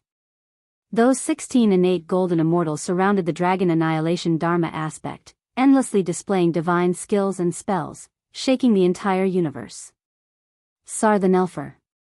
Net website on Google to access chapters of novels early and in the highest quality. The edges of the universe displayed twisting rainbows, the tremors were from the great Tao. So many innate golden immortals attacking a loose immortal, quite extravagant. Without your power, this guy would have died long ago. Does this still count as his capability? The cyan-robed Taoist asked, half smiling. Celestial Destruction God was silent for a moment before saying, "This is a divine skill called Celestial Dragon Technique created by my grandfather. It gathers all those with bloodline karma through the bloodline, allowing them to form Dharma aspects to fight on their behalf. This child has summoned so many Dharma aspects, his lifespan will be exhausted, this is his last battle." Last battle? I doubt it, you always say this, yet you always end up intervening. Without your intervention, the Long clan would have perished long ago. The cyan-robed Taoist shook his head. To this, Celestial Destruction God did not respond. The cyan-robed Taoist continued, "It won't be long before you can break through and reach a higher realm. Your immortal position could be promoted, and if you could be transferred back to the 3,000 great worlds, you would be able to protect your descendants." The reflection of Candle Celestial Monarch gleamed in Celestial Destruction God's eyes, his gaze so cold. He watched Candle Celestial Monarch continuously destroying the Celestial Dragon Dharma aspects, approaching his own Dharma aspect. This time, fate might be hard to escape, with even stronger beings approaching, Celestial Destruction God solemnly said, pausing momentarily before adding, "No matter, with me here, the bloodline can continue. When I return, I will let these folks experience the most painful torment of the Great Tao. If you find any errors, ads pop up, ads redirect, broken links, non-standard content, etc., please let us know each report so we can fix it as soon as possible."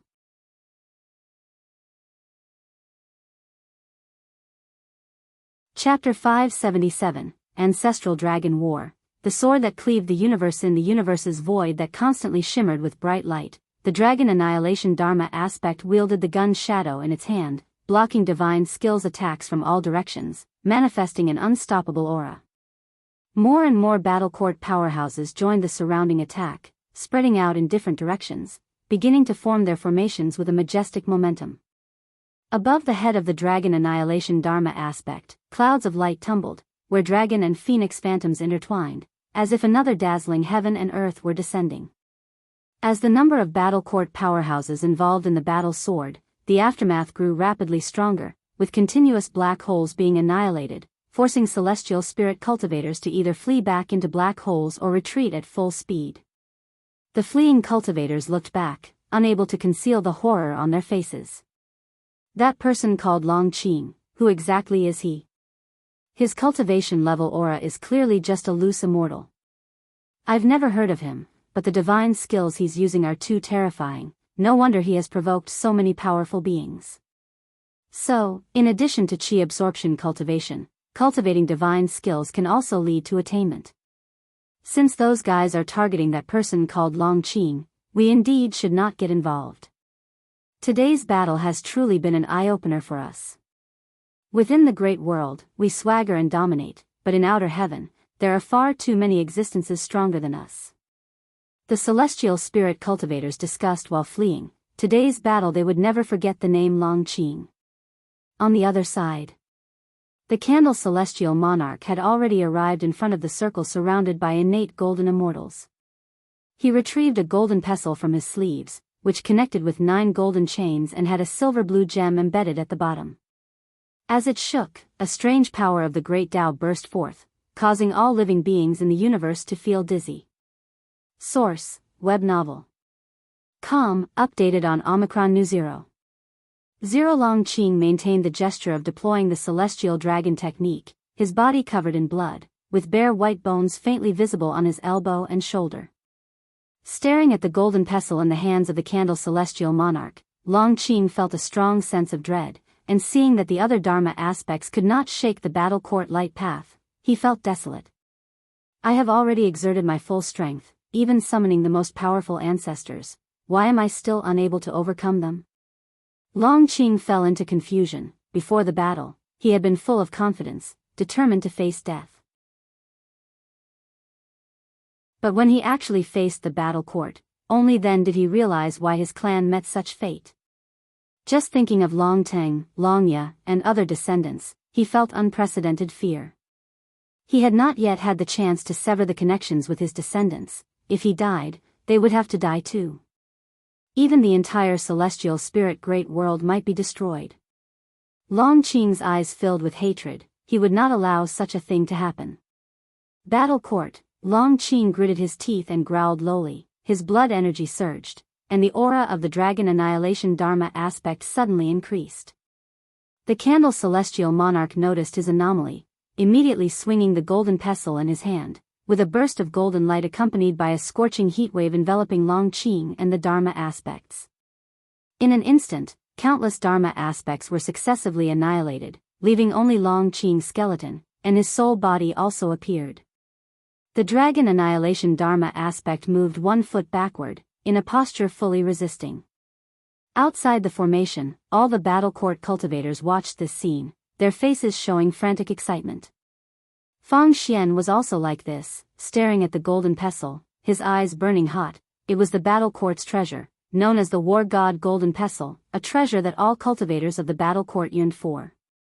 The War God Golden Pestle made the entire universe bright. Stars rapidly burned. Tao's spiritual qi was burned into a hot mist. This golden light seemed capable of burning everything away. The Dragon Annihilation Dharma aspect shook its arm. The gun shadow in its hand burst forth with terrifying blood energy, transforming into thousands of blood dragons, dispersing the vast golden light, rushing first to attack the Candle Celestial Monarch. The Candle Celestial Monarch's eyes turned cold. He leaped up, raising the War God Golden Pestle high and smashed it down towards the Dragon Annihilation Dharma aspect, his figure no less than the Dragon Annihilation Dharma aspect, his high position giving him an incredibly terrifying aura. Sir the Oval Fire. Net website on Google to access chapters of novels early and in the highest quality. The figure of the Dragon Annihilation Dharma aspect was reflected in the celestial vault of the celestial spirit great world, and as the Candle Celestial Monarch leaped above the head of the Dragon Annihilation Dharma aspect, his silhouette was also seen by the beings of the celestial spirit great world. This scene caused all living beings to tremble in fear, no matter where they were. Witnessing this scene, their eyelids jumped wildly. Bang! The Dragon Annihilation Dharma aspect raised its spear for a stab. The light cloud above was directly dispersed. Great magical power carrying a blood wind ascended, as if intending to pierce through the top of the universe. The Candle Celestial Monarch held the War God Golden Pestle to block the blood wind. But only for a moment. The Candle Celestial Monarch exploded with a sudden and violent storm of attacks, the War God Golden Pestle quickly swinging, and the Dragon Annihilation Dharma aspect similarly swung the gun's shadow in its hand. Myriad illusions burst forth, as if 2 worlds were colliding. The earth and mountains shattered, ocean straits were destroyed, celestial beasts roared as they rushed towards each other, both vanishing into illusion. Various fantastical scenes unfolded, dazzling the observers. This was a collision of 2 Tao fruit worlds, a confrontation of the Tao. As the Tao generates all things, their every move contained myriad changes. The battle court cultivators watching were equally dumbfounded, unable to approach. They were barely holding on, maintaining the formation outside. Below the Dragon Annihilation Dharma aspect, Long Qing, with only his soul attached to his skeleton, still retained his will. He could no longer see clearly what was around him, everything in his eyes was shaking, his vision increasingly blurry. He struggled to think of his children, but his will was pulled down by an unprecedented heaviness. Just as he was about to despair, he instinctively thought of a figure. Master, above the sea of clouds, the celestial destruction god and the cyan-robed Taoist were still watching the battle in the illusion. The cyan-robed Taoist clicked his tongue in wonder. He's about to give in, your Dharma aspect is dispersing. Following his gaze, although the dragon annihilation Dharma aspect in the illusion was still maintaining its attack, the blood light on its body was dimming. If you find any errors, ads pop up, ads redirect, broken links, non-standard content, etc., please let us know it report so we can fix it as soon as possible.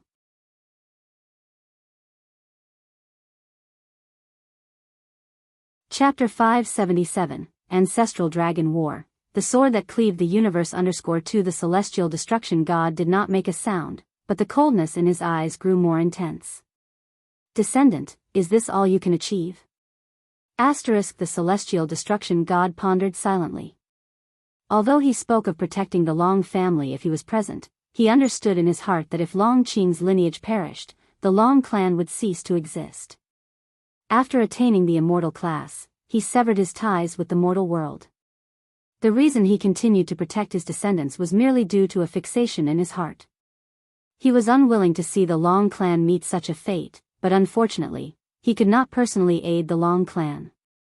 At that moment, a brilliant light burst forth in the apparition, erupting from the feet of the dragon annihilation Dharma aspect, or rather, it was Long Qing who was radiating the light.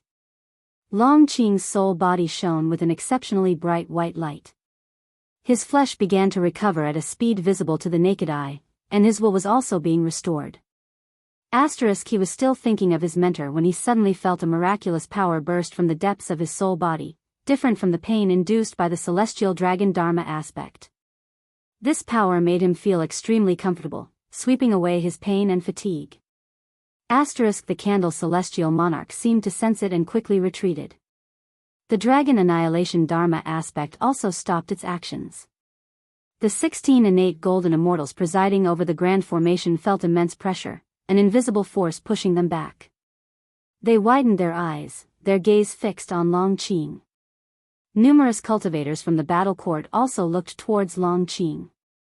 Everyone watched as the intense light on Long Qing's body began to condense into a figure. This figure rapidly grew taller. The dragon annihilation Dharma aspect disintegrated, transforming into an endless stream of blood energy that surrounded this new Dharma aspect. The blood energy quickly faded from red. Fang Xian watched this figure rapidly rise, his heart pounding wildly. His intuition told him that the terrifying presence he feared most was about to reveal itself. Because the dragon annihilation Dharma aspect was reflected in the celestial vault of the celestial spirit great world. All living beings could see the new Dharma aspect.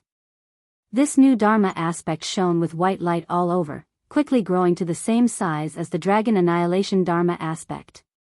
Compared to the destructive aura of the dragon annihilation Dharma aspect, the aura of this Dharma aspect was even more vast and majestic, as if it hailed from the source of time, overlooking all transformations on the great Tao. Within the Taoist field of the beginningless, an Exian, celestial demon child, and others watched more clearly through the mirror on the artifact refining cauldron. They all turned their heads to look at Guan, their expressions peculiar. LV Xian couldn't hold back and was the first to ask, Master, isn't that Dharma aspect you? The Dharma aspect condensing from Long Qing was in the form of Long Zhan. Although the attire's outline was different from Gu Ans, the posture and facial features were extremely similar to Guan. And how could it be such a coincidence? Long Qing was also Gu Ans' disciple. Wasn't it said that the celestial dragon Dharma aspect could only summon his ancestors? Shen Zhen murmured. Her voice was light, but in everyone's ears, it was like a thunderclap. Could Guan be Long Qing's ancestor? The blood prison great saint's eyes lit up, and he instantly believed it.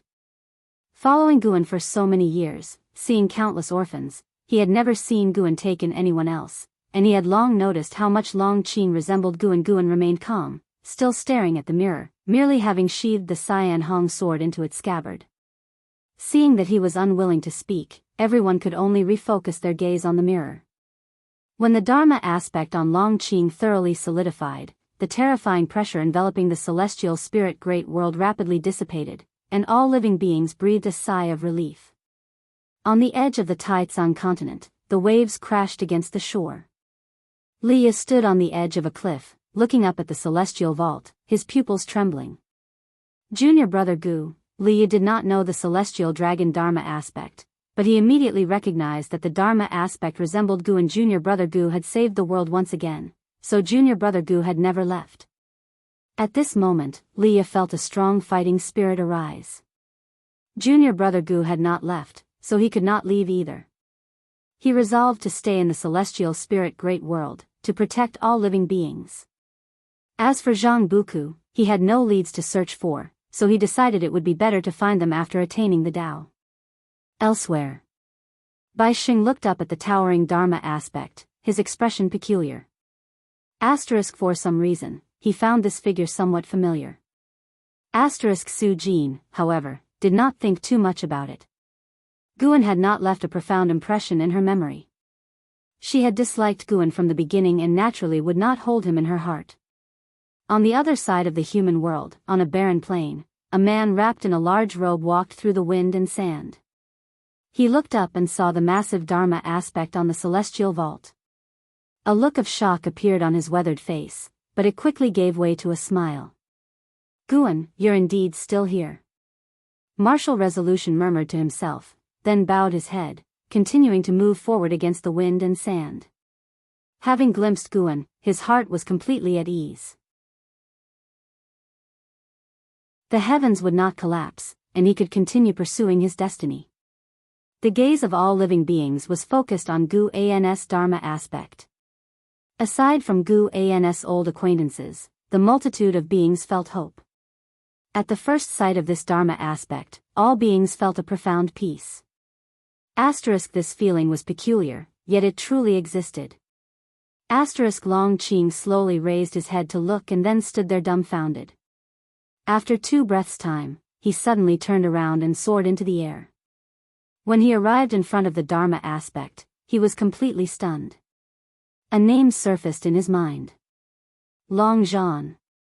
CTH Novelfire.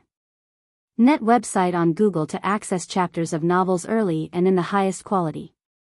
He had heard of Long Zhan's name, the true primordial ancestor of the Long clan, the ancient existence that truly established the battle court, while Emperor Longxi merely inherited his legacy.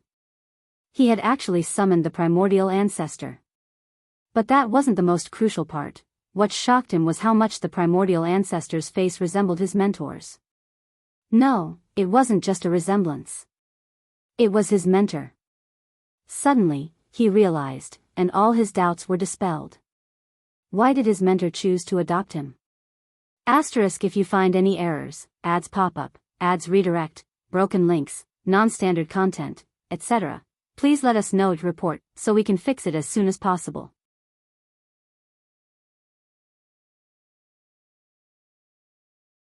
Chapter 577, Ancestral Dragon War, The Sword That Cleaved the Universe _3 Master, why do you want to help him fight against the silent destruction god Emperor?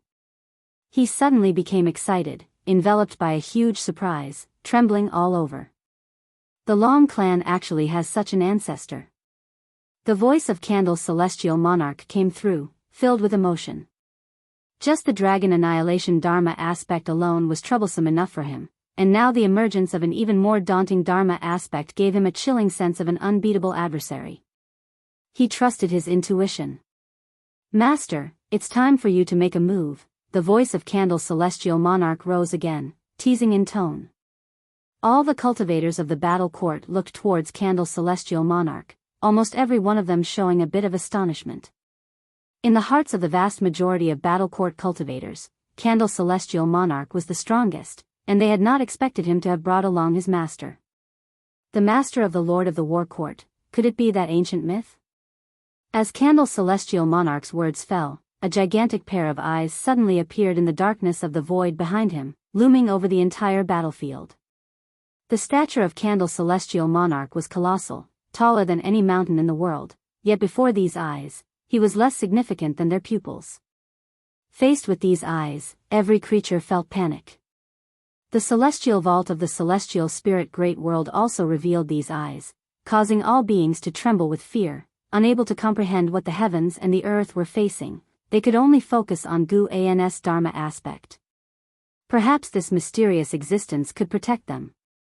Long Qing turned around and was equally frightened by the silhouette behind Candle's celestial monarch. What kind of eyes were those? He had lived for 20,000 years and, with the experiences of his previous life, had never seen such terrifying eyes, like the abyss of the universe, hiding the utmost horror and despair. He is not the person I am looking for, he is just an effect Enka's Dharma aspect. A voice of cold indifference echoed through the universe, audible to all the myriad beings of the great thousand world. Each word trembled the hearts of all beings, as if the supreme heavenly Tao was declaring the laws of heaven. Candle's celestial monarch was about to speak, but another voice interrupted his thoughts. The one you seek may well be me. All the cultivators of the battle court turned their heads in unison, including the innate golden immortals and even those celestial spirit cultivators watching from the distant void. The voice came from the Dharma aspect behind Long Qing. Long Qing turned and clenched his excited fists tightly. That was his master's voice. His master was his primordial ancestor, ancestral dragon war. This fact did not cause him to crumble, rather, he felt fortunate. The person he most revered was his ancestor. It felt like a dream. Guan's Dharma aspect lifted his right hand, a myriad of silver lights appeared in his palm, quickly converging into a sword. The moment he grasped the sword, Guan's voice rang out again, break. Ping, space shattered like a mirror, all beings were frozen in place, including the innate golden immortals, unable to move. They saw a dense expanse of spatial fragments before them, where a more majestic figure appeared behind Candle's celestial monarch. It was a man in a white robe, with yellow, withered hair longer than his robe, his face shriveled, like skin stretched over bone, his eye sockets deep set. The entirety of his appearance was shockingly terrifying. It was the immortal emperor. The immortal emperor's face showed astonishment. Long Qing, too, was startled by the sudden appearance of the immortal emperor. Then, his attention was caught by the sword light. Glancing inadvertently, he saw a silver blade, spanning longer than the heavens and the earth, slash before him, as if a mythological celestial river had appeared. SAR the Novel Fire, net website on Google to access chapters of novels early and in the highest quality. That was the sword in Guan's Dharma aspect's hand. Long Qing couldn't move, he could not even hear any sound. Not just him, all beings had lost their hearing, unable to act, merely witnessing the Dharma aspect raising his sword to strike at Candle's celestial monarch and the immortal emperor. All the cultivators of the battle court were plunged into extreme terror because they realized that Candle's celestial monarch and the being behind him also could not move, as if waiting to be beheaded by the enemy. With one slash from Guan, the sword light burst forth, too fast for even the vision of innate golden immortals to fully capture. The universe seemed split in two by it, a sight profoundly awe-inspiring. In an instant, Candle's celestial monarch was reduced to ash, the immortal emperor slashed by the sword light, eyes widening in shock. Space busted once more, the shattered fragments quickly dispersing as though illusions striking the senses of all beings. Before they could react, a roar of outrage erupted.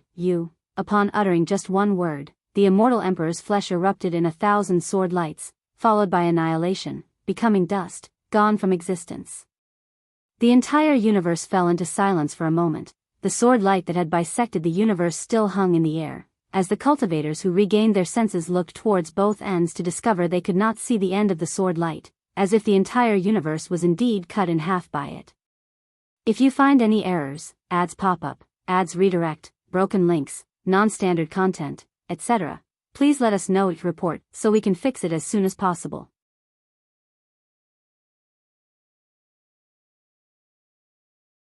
Chapter 578, Reverse Cause and Effect, Annihilate Battle Court Candle's Celestial Monarch, Immortal Emperor Extinguished. All the cultivators from the battle court were unable to accept this reality, and they all stared blankly at the sword light spanning the universe. They could not move, the scene before them sending chills down their spines, driving them to despair. Fang Xian stood in the void, his eyes wide open, the universe trembling in his eyes. His heartbeat was so intense. It's over. Fang Xian fell into an abyss of despair. Since entering this universe, he had speculated that the battle court might fail, but he never imagined that Candle Celestial Monarch and Immortal Emperor would be so powerless to defend themselves. Just who was that divine figure? How high was their cultivation level? Fang Xian glanced at the dragon battle dharma aspect on Long Qing's body, filled with shock. All beings in the universe looked toward the dragon battle dharma aspect with disbelief in their eyes, and although the beings in the celestial spirit great world didn't know the specifics of the battle, the disappearance of those mysterious giant eyes gave rise to hopes in their hearts.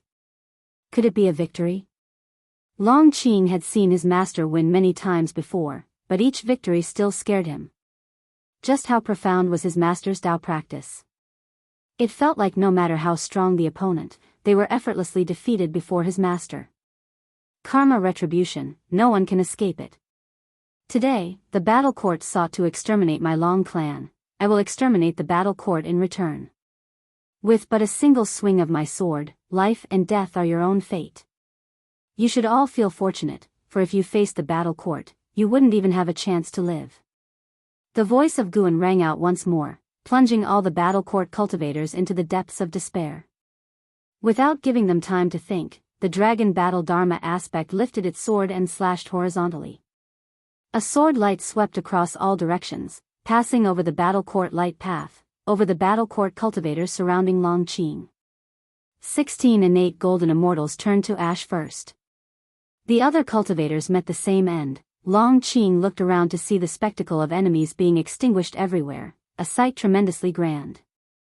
At the same time, inside the Taoist field of the beginningless, prompts kept popping up before Guan.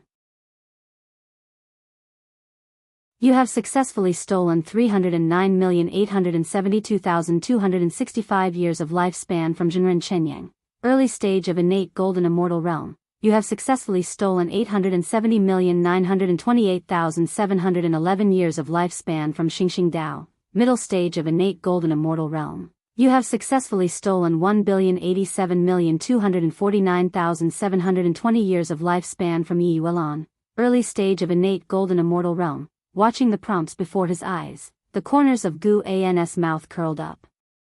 The strength of the dragon battle dharma aspect was not solely attributed to the profound mysteries of the celestial dragon dharma aspect, but also to Gu An's own power. After all, he intended to steal lifespan, so he poured his own power into the dragon battle dharma aspect to make the strike through it. An Xian, LV Xian, and others turned their heads toward Guan, seeing him with a slight smile. Everyone could feel his triumphant spirit. People couldn't help but reveal looks of adoration and fervor. Blood Prison Great Saint even couldn't help but shout in excitement, breaking the silence of the courtyard.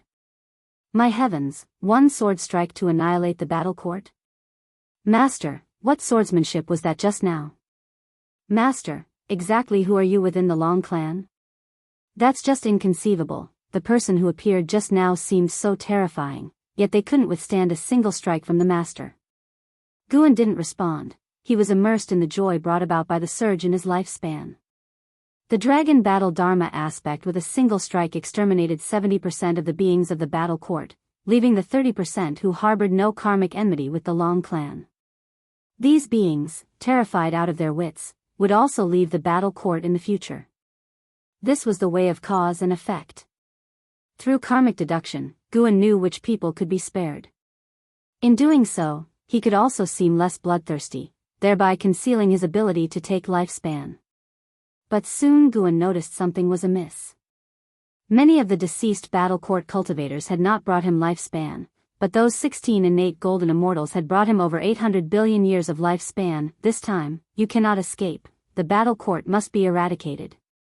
Guan thought silently, his eyes transforming, turning into the immortal emperor's eye. Everyone in the courtyard saw the change in Gu An's eyes, and they all stopped their discussions, curiously watching him. Let all beings treat it as if it were just a dream. Guan's voice sounded, and the immortal emperor's eye burst forth with a peculiar purple light, illuminating the faces of everyone in the courtyard. All beings between heaven and earth were like this, their vision of the world shrouded in purple light. This purple light burst forth from the celestial spirit great world and swept across the entire cosmos. This was the first time Guan used his immortal emperor's eye divine power. The immortal emperor's eye would cultivate different divine powers in different people, and Guan's divine power was different from that of the eternal great emperor. His divine power could reverse the way of cause and effect. He could restore lost lives and vanished fortunes within a short time to their original state and use this divine power to make what should have existed cease to exist, erasing their cause and effect without leaving a trace within the Tao rules. Using this divine power would not change time or space. Guan used the immortal emperor's eye divine power to revive the celestial spirits who had previously died in battle. On the battle court side, only one person was resurrected from death, but before that person could react, they were extinguished anew. After this test, Guan confirmed that this divine power could not bring him repeated lifespans. Although he had some regrets, Guan was already very satisfied. Everyone in the courtyard only felt their divine souls turned upside down, their consciousness blurry, as if they were about to fall into a dream. It was not just them, all beings within the cosmic void felt the same. One by one, beings who had already died began to come back to life. After regaining vitality, they did not open their eyes but instead stayed in place with their eyes closed. The cosmic void fell into silence as the sword light cut by the dragon battle dharma aspect gradually dissipated. Long Qing's consciousness also sank into darkness. Already exhausted, he relaxed and immediately fell into a dream. He dreamt that he was back in the third medicine valley. The weather was clear, the sun bright, and the disciples were coming and going with their labor. The sight brought a smile to his face. Indeed, a peaceful life suited him better. Long Qing remembered the previous great battle, and his smile grew even brighter. Am I already dead? Long Qing murmured to himself. Everything around him was so beautiful, too good to be true that he thought he was going to die, that this was a pre-death fantasy. Using the celestial dragon dharma aspect meant sacrificing himself, and he had been prepared for this, so he was not panicked. Thinking of his master's strength excited him. His master turned out to be his primordial ancestor, which made him worry even less. Once he died, his master would surely take care of his descendants. He knew his master well. Despite speaking harshly, his master was softer-hearted than most people in the world. Dying is not so easy. A voice came from behind Long Qing, startling him into quickly turning around to see Guan approaching. He was surprised and bowed in greeting immediately. CTH Novelfire, any *T website on Google to access chapters of novels early and in the highest quality. When Guan reached him, he said with a wry smile, "Teacher. Primordial ancestor, I used the celestial dragon dharma aspect, and after using it, I must die." Guan looked at him and said, "Although the celestial dragon dharma aspect was created by Long Xian, this divine power originates from my own celestial dragon reincarnation dharma aspect. I can let you live, but from now on you must never use the celestial dragon dharma aspect again, or you will suffer from karma retribution, and even I won't be able to save you." These words were true. He saved Long Qing by using the power of cause and effect. After hearing this, Long Qing was overjoyed and knelt down to thank Guan. Guan didn't stop him. Looking down at him, he said, "When I was Long Zhan, I was killed by someone. Even after I obtained cultivation far surpassing my killer, I did not seek revenge, for I thought Long Zhan deserved to die. From now on, with no battle court to threaten the Long clan, your descendants can start over, but make sure not to take the wrong path, or I will personally exterminate the Long clan." Long Qing looked up and hurriedly promised, "I will not disappoint you." Guan spoke with deep seriousness. Having ended the fate and grudges, the Long clan should also atone for their past mistakes. As for how, that's up to you. After speaking, Guan turned and left. Long Qing stood up and asked, "Primordial ancestor, where are you going?" Without turning back, Guan replied, "To utterly annihilate the battle court, so it ceases to exist. As his voice fell, Guan's figure disappeared. Long Qing stared in the direction of his departure, struggling to remain calm. I really should think about what goals I should work towards in the future. Long Qing thought of the words Guan said to him when Yitsang forced his way into the supreme sect. After the excitement, a sense of guilt surged in his heart. Always having the elder clean up after him, when would he be able to repay his teacher? No, to repay his primordial ancestor. If you find any errors, ads pop up, ads redirect, broken links, non-standard content, etc., please let us know each report so we can fix it as soon as possible.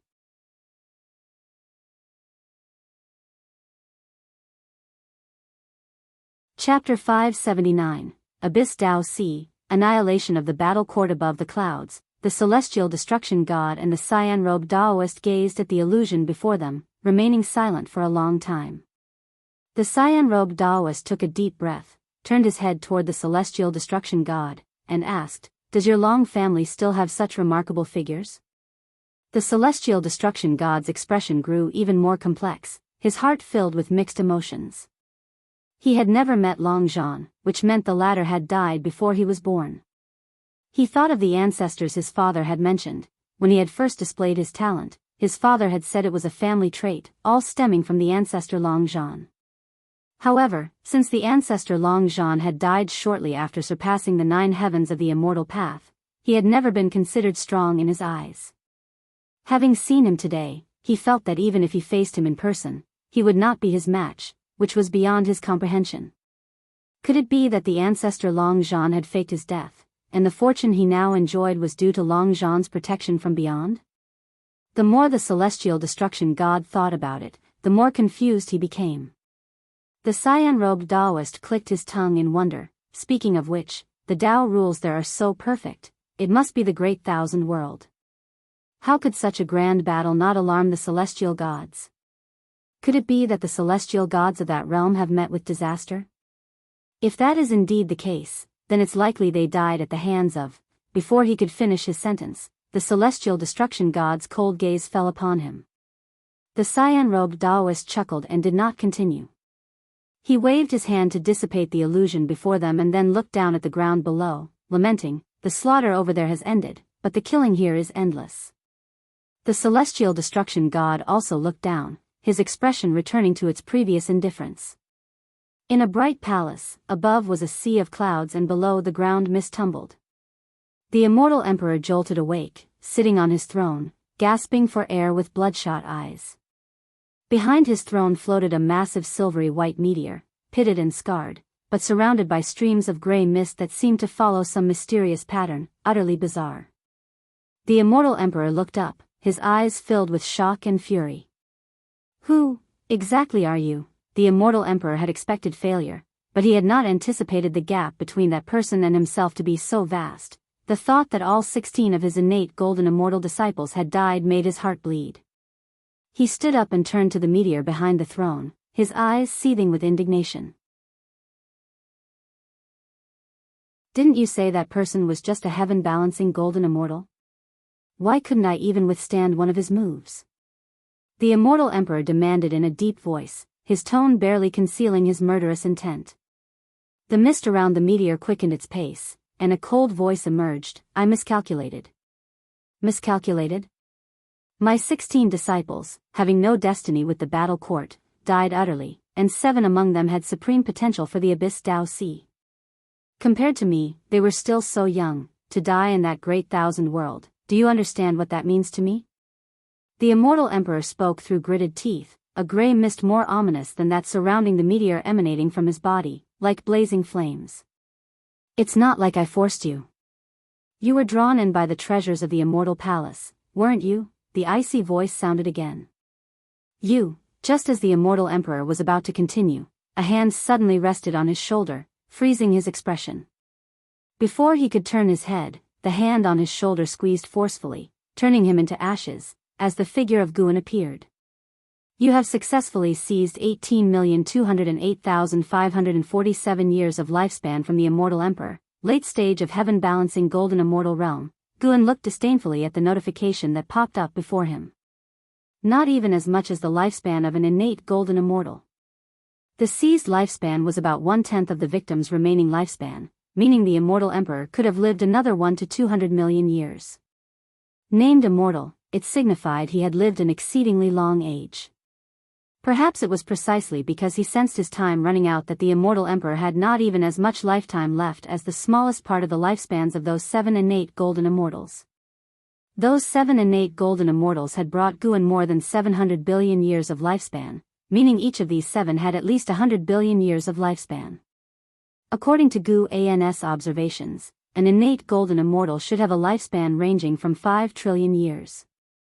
Guan's thoughts flashed by in an instant as he looked unflinchingly at the silvery white meteor before him. Who exactly are you to find this place?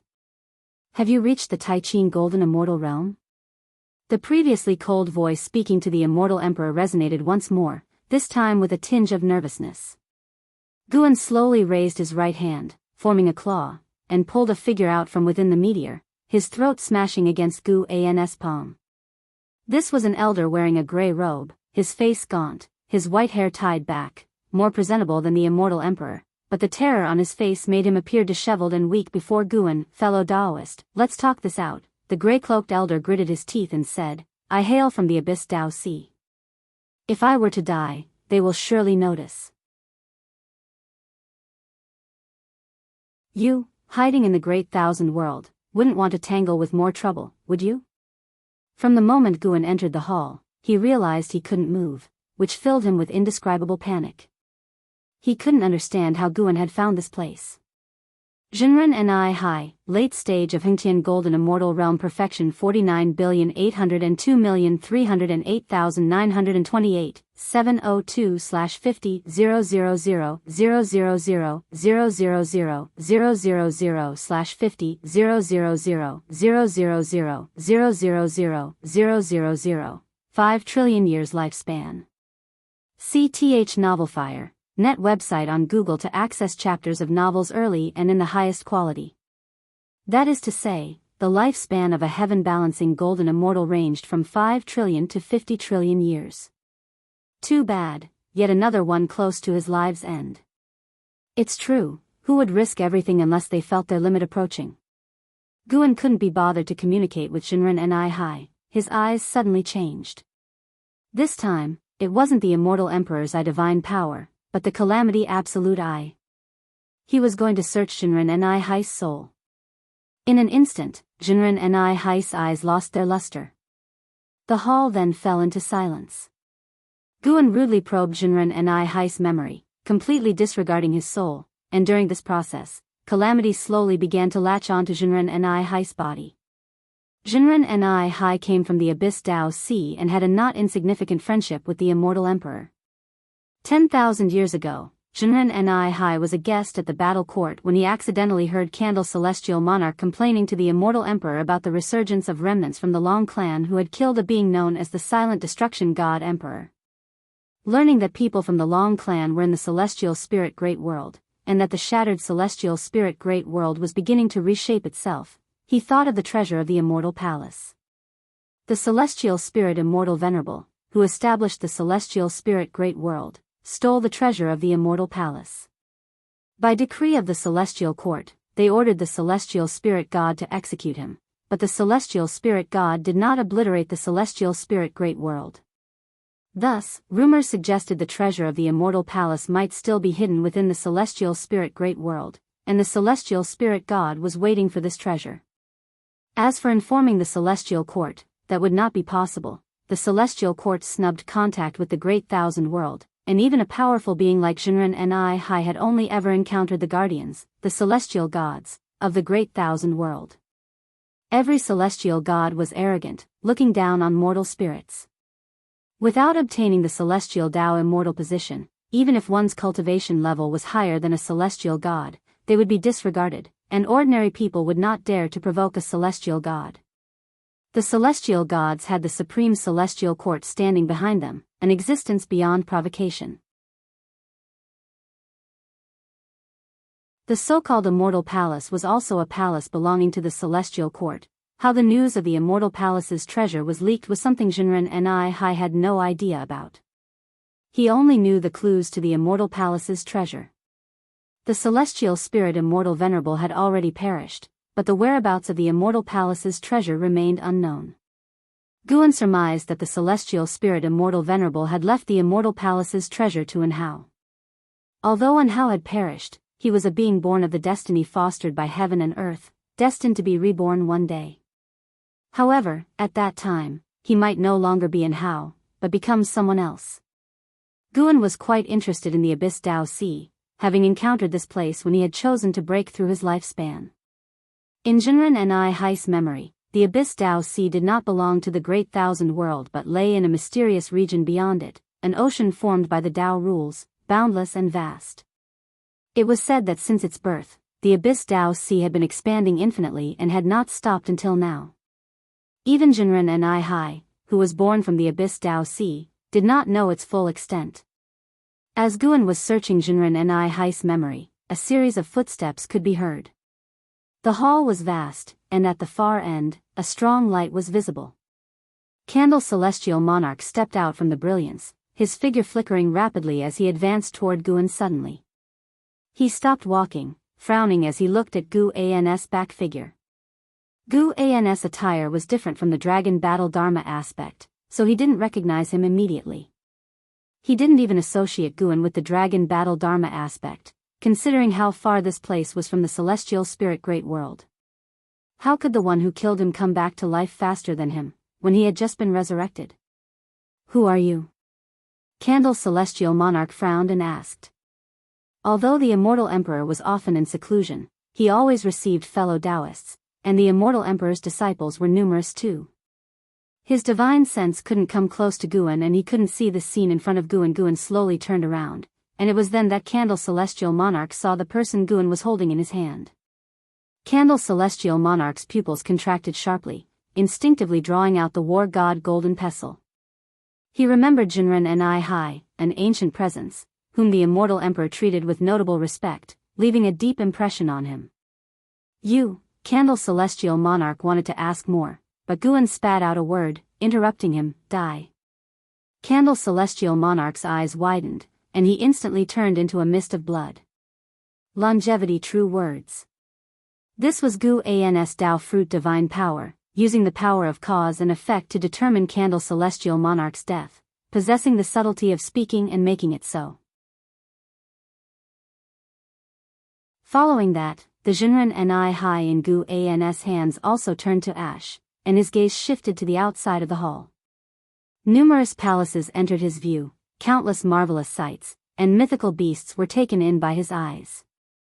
The colossal entities that dominated many universes were about to become illusory in Gu An's eyes. Everything that belongs to Long Zhan should come to an end.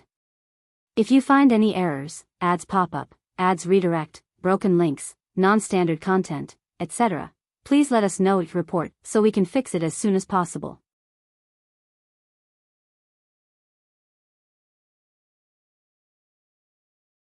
Chapter 580, Descending into the Abyss Dao Sea Battle Court, as a transcendent power above the Great Thousand World, had countless creatures under its command, many of whom were compelled to serve. Guan even saw numerous races enslaved, mining cultivation resources for battle court. He stood in the grand hall of the Immortal Emperor and drew the Cyan Hong sword from his waist. Although the Cyan Hong sword was just an ordinary treasure sword, it was his favorite because it was a gift from Yilan. He swung the sword forward casually, effortlessly, yet with that very strike, he severed the destiny of battle court. He began to eradicate those creatures of the Long clan who harbored resentment, using the power of karma. He simply needed to calculate who would target the Long clan afterwards. In addition to these, Guan also dealt with those battle court creatures who had committed excessive killings. The number of creatures under battle court was vast, and to kill them all would undoubtedly bring great trouble, especially if it provoked the celestial court. Although Gu An's Dao practice was profound, he was yet unable to deduce the karma of celestial court. With the power of karma, the enemy was killed invisibly. As the destiny of battle court collapsed, palaces, cities, and towers standing in the starry sky began to crumble. Many creatures tried to flee, but their vision blurred, and their consciousness plunged into darkness. They died, their Tao perished. The disaster came so suddenly that all the deceased had no time to react. Those cultivators who had just been revived through the destiny of Battle Court were still discussing the terrifying nature of the dragon battle dharma aspect when they perished in succession. Those cultivators who died later suffered the most, despair assaulting their spirits. They were helpless and could only wait. A loud uproar erupted from Battle Court, but soon, the noise disappeared. The universe gradually darkened, heralding the quiet death of a massive entity born from the Tao rules. Fang Xian suddenly opened his eyes, panting heavily, covered in sweat, his bloodshot eyes filled with fear. He sat up and turned his head, finding himself in a desolate mountain. The sparse spiritual energy here made him instantly realize this was a mortal realm. Am I not dead? Fang Xian was overjoyed. If he had died and was now revived, he should have been inside Battle Court. This meant his adversary had spared him a path to life. Even if he could revive inside Battle Court, Fang Xian did not want to die, as it would diminish his cultivation level and destiny. Thinking of the heavy losses in Battle Court, Fang Xian felt that its vital energy was severely damaged, and it might face attacks from other enemies later on. Battle Court, no return. Fang Xian felt that the terrifying entity from the celestial spirit great world would continue to retaliate against Battle Court.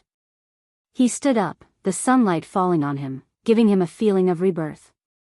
The higher-ups of Battle Court are too foolish to provoke such beings. I need to seek a new way to survive, Fang Xian murmured to himself, still shivering from the thought of the previous battle.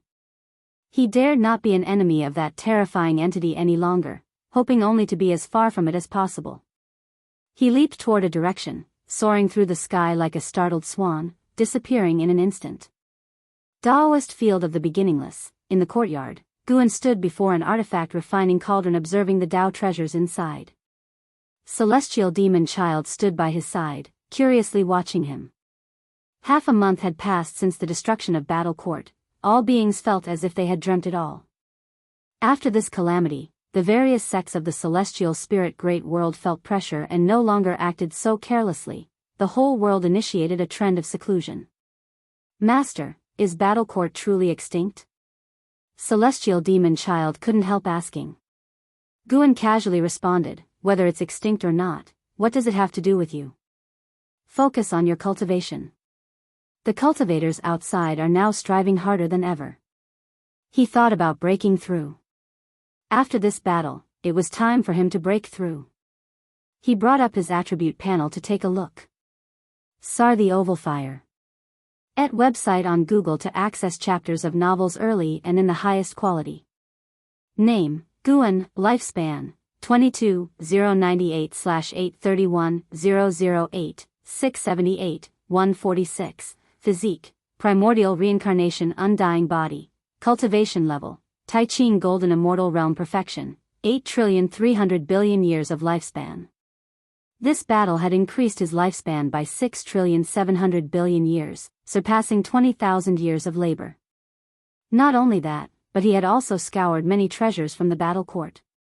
He planned to distribute half into the celestial spirit great world as opportunities for all beings.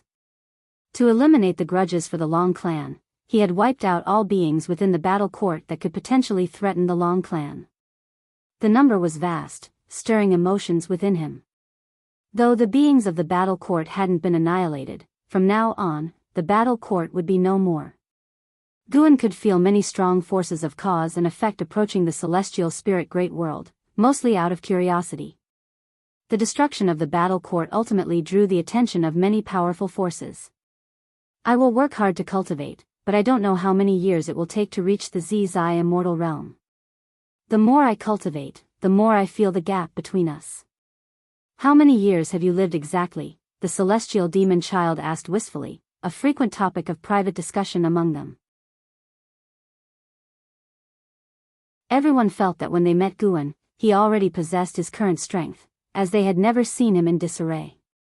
Not to mention disarray, they had never even seen Guan look anxious. With such an invincible cultivation level, it was indeed difficult to be nervous. Guan turned to look at the celestial demon child and rubbed her head without saying anything. He merely answered in his heart. Actually, "I'm not much older than you." The celestial demon child continued chattering. She seemed to have an endless stream of questions to ask. As long as it didn't involve his own cultivation level, Guan would answer patiently. His mind, however, was already drifting to breakthroughs. 8,300,000,000,000 years of lifespan, should that be enough for him to break through to a higher realm? He hesitated over whether to wait for the new function after 1,000,000,000 years, but thinking about those powers pressing close to the celestial spirit great world, he felt he couldn't wait. A breakthrough must come first. Guan's expression hardened, deciding to break through tonight. In the following time, disciples from the dojo paid him visits one after another, keeping the courtyard lively. As the sun set and the moon rose, Guan spoke to Shenzhen, who was guarding the artifact refining cauldron, and then walked out of the courtyard. Under the moonlight, the Taoist field of the beginningless was adorned with numerous medicine gardens and some spectacular trees. Some were surrounded by faint glimmers, others twisted their vines, vibrant and full of life. Guan walked along, enjoying the scenery of the dojo. He was quite pleased with the ghost mother of ephemera. She not only helped increase production but also made the dojo more beautiful. Having a delightful environment was always a benefit. Reaching the edge of the dojo, Guan stopped by a lake and began initiating his lifespan breakthrough. You have activated the lifespan breakthrough function. Based on your current realm, select from the following breakthrough locations: 1. Path of the Great Tao, 2. Celestial Extreme 9 Heavens, 3. Abyss Tao Sea, 4. Ascending to Yellow Heaven, 5. Ling Mountain, 6. Endless Jade Pool, 7. Immortal Cave Heaven, 8. Sea of Suffering, 9. Taiwei Great World. Seeing the option for the Abyss Tao Sea, Guan suddenly became intrigued. It had only been a month, and perhaps the Abyss Tao Sea hadn't yet dealt with Jinren and Hai's death. If he attempted his breakthrough there and created a significant disturbance, the Abyss Tao Sea might put Jinren and Hai's death out of their minds. After all, the lifespan breakthrough would send him to a temporarily safe location, and with the protection of the lifespan barrier, he should be fine. According to Jinren and Hai's memories, the Abyss Tao Sea was boundlessly vast. The place he would arrive was likely far from any power. Having thought it through, Guan made his choice. Transporting to the Abyss Tao Sea requires 10 billion years of lifespan. Continue? Continue. Guan then felt a bout of dizziness, and his vision blurred. He patiently waited, excited about the prospect of surpassing the Tai-Ching Golden Immortal Realm and reaching an unprecedented realm. Having lived for over 20,000 years, there were few things that could excite him these days, but growing stronger always made him happy. If you find any errors, ads pop up, ads redirect, broken links, non-standard content, etc., please let us know each report so we can fix it as soon as possible.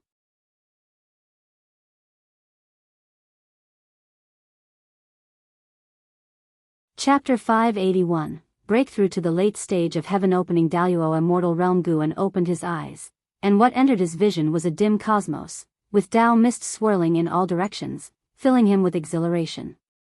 He immediately activated the lifespan barrier and then observed the Abyss Tao Sea once more. Under his feet was also a spirit mist, yet it gave him a sense of solid ground. This universe was dark, bereft of the light of stars. Instead it had rivers of light flowing in different directions, bringing a faint glow to the cosmos. No wonder it bore the name Abyss. The longer one stayed here, the more they could sense an aura of deathly stillness. It was as if terrifying entities could burst out from the depths of darkness in any direction at any moment, tearing a person to shreds. Guan's heart. I saw a distant place where there was a floating city, massive as half of the celestial spirit great world, with 36 black towers standing outside, each entwined with a black dragon, ominously thrilling. Abyss Emperor City. Sar the novel _fire. Et website on Google to access chapters of novels early and in the highest quality. Jinren and Hai was affiliated with this city. Within the Abyss Tao Sea, this city counted as an overlord-level force. There existed Tai-Ching Golden Immortals within, and even Jinren and Hai, of those he had seen, could count 5 Tai-Ching Golden Immortals on one hand. Though he was affiliated with this city, Jinren and Hai's understanding of it was far from thorough. Inside Abyss Emperor City, the hierarchy was strict, with a single realm's difference being akin to that between immortals and mortals. It is said that a Taoist emperor opened the Abyss Emperor's city, a figure whose destiny was recognized by the Tao rules. Within their own realm, a Taoist emperor often possessed the ability to face 100 enemies alone, which drew quite a number of Taoist emperors to the Abyss Emperor's city. When Jinren Ni first entered the heaven-balancing golden immortal realm, he faced the oppression of a Taoist emperor. On that day, this being, who could have roamed invincibly across the great thousand world, knelt like a dog in front of his oppressor, enduring humiliation. It was not that Jinren Ni was weak, but rather that his opponent had the power to eliminate him. At the brink of collapse, he chose to beg, a memory deeply buried within his heart, not even known by the immortal emperor. It was precisely because of this memory that Jinren Ni chose to leave the Abyss Emperor's city. Immortal Emperor befriended him, wanting to join the Abyss Emperor's city through him. He did indeed help, but even with his assistance, it was difficult for Immortal Emperor to gain a foothold in Abyss Emperor's city. To cultivate his own faction over the long years, the Immortal Emperor nurtured 16 innate golden immortals, all of exceptional caliber from various realms, 7 of whom were qualified to become Taoist emperors. Guan gazed at the Abyss Emperor's city from afar, recalling Jinren Ni's memories of it. After watching for a while, he shifted his gaze in other directions. He could feel other powerful destinies. Abyss Emperor's city was not the most powerful force in the Abyss Dao Sea. If he had been born in the Abyss Dao Sea, he wondered how many years he would have to struggle before he could break free. Guan had previously followed causality to the battle court and then used the Daoist celestial net step to arrive at the battle court in a few steps. But the Abyss Dao Sea was different. The Dao rules here were stronger, and Guan could not use the Daoist celestial net step to step out in one go. He could only come and go freely within the sea. Suddenly, Guan spotted a colossal creature amidst the boundless spirit mist, a tremendous Kuan surrounded by tens of thousands of worlds, continuously radiating spiritual energy into these worlds. Some of these worlds even contained the aura of the Daoist Zhang Zizai Immortal. Because the distance was too far, Guan could not use lifespan detection but could sense it through his heart eye. This Kuan was at the heaven-balancing golden immortal realm perfection in cultivation level. And in those worlds, all beings were unaware of its existence. Even powerful beings like the Daoist Zhang Zizai Immortal could not jump to outer heaven. Guan felt deeply moved. One is shackled from birth, no matter the realm one reaches, there are always worlds constraining a person. He sat down on the spot and opened his attribute panel, directly investing 10 billion years of lifespan into the 2 characters for cultivation level. A prompt immediately popped up. You have practiced Qi absorption cultivation for 500 million years. You use the Daoist Dominator skill with great achievement to forcefully challenge the Daluo Dao fruit, beginning the crossing the tribulation, but you did not survive the Luo immortal tribulation where all laws exist, resulting in a failed crossing the tribulation. You have practiced Qi absorption cultivation for 1 billion years. You use the Daoist Dominator skill with great achievement to forcefully challenge the Daluo Dao fruit, beginning the crossing the tribulation, but you did not survive the Luo immortal tribulation where all laws exist, resulting in a failed crossing the tribulation, Daluo Dao fruit. Luo immortal tribulation where all laws exist. Crossing the tribulation every 500 million years. Gu An's spirits surged. Could the mythological Daluo immortal really exist? Soon, all the prompts settled down, ending in failure. Guan was not discouraged. He continued to invest lifespan. Another 10 billion followed after the first 100 billion. Seconds later, Guan still met with failure after having consumed 1 trillion years of lifespan. Since he was only breaking through in cultivation level this time, he just needed to leave 200 billion years of lifespan for the lifespan barrier. Keep going, keep going. Today, he must achieve the Daluo Dao fruit. Guan was filled with fighting spirit, ceaselessly investing lifespan failure. Failure. Failure. Up until the 48th billion year mark, a change finally occurred. You have practiced Qi absorption cultivation for 7 billion years. With the great achievement of the Daoist Dominator skill, you forcibly assailed the Daluo Dao fruit and began crossing the tribulation. You have weathered the all laws are contained in the Luo immortal tribulation. Crossing the tribulation was successful. Your golden immortal Tao fruit transformed into the Daluo Tao fruit, and your cultivation level has broken through to the early stage of the heaven-opening Daluo immortal realm. You have practiced qi absorption cultivation for 8 billion years. Your cultivation level has enhanced. Guan showed a smile, genuinely worried that his breakthrough might fail. Although he did not utilize his lifespan for evolution and improvement prior to this breakthrough, the endless marvels of the immortal emperor's eye might have played no small part during the tribulation. He continued to invest lifespan, hoping to bring his cultivation level to the perfection of the heaven-opening Daluo immortal realm. However, when he had advanced to the late stage of the heaven-opening Daluo immortal realm, his lifespan had plummeted to 200 billion years, scaring him from going further. He feared being drained dry by the lifespan barrier. The Tao's spiritual qi had already started pouring into his body, his physical being instantly engulfed in the radiance of the Tao light. Outside the lifespan barrier, the Tao's spiritual mist began to surge dramatically, creating ripples in the sea of boundless spiritual energy mist from a macro perspective. Upon closer inspection, these ripples were tumultuous and majestic. Phenomena emerged unpredictably. Soon, various places within the Abyss Tao Sea burst with the upheaval of spiritual energy and the manifestations of Tao rules. Before Guan could accept the inheritance memories of a heaven-opening Daluo immortal, he already sensed numerous powerful divine senses sweeping across.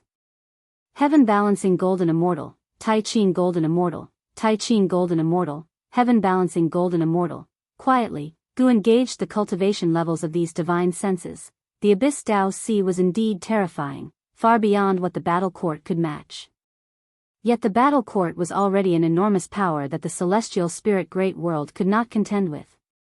It wasn't long before a continuous stream of inheritance memories emerged in Gu An's mind, and before he could sink into them, he had only one thought. Do not provoke the Abyss Tao Sea lightly. When Guan closed his eyes, the Tao light around him dimmed suddenly, and looking up, a mysterious and colossal black bird flew over. Its body was immensely huge, each feather as gargantuan as mountains. It took a good while for the darkness to leave Guan inside the lifespan barrier. Guan was unaware of this. He had fully immersed himself in the inheritance memories. Only after about half an hour did he finally open his eyes. He had become a heaven-opening Daluo immortal. Having attained this status, Guan looked at the Abyss Tao Sea and suddenly felt as if it wasn't entirely unapproachable.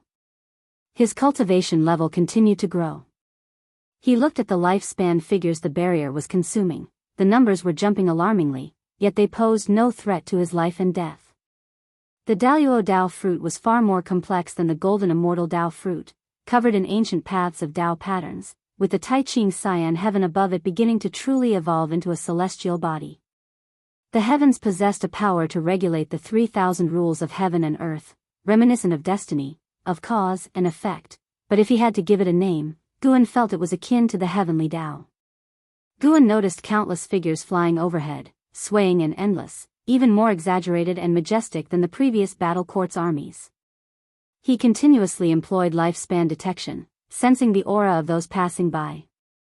Hardly any creatures from the Zai immortal realm.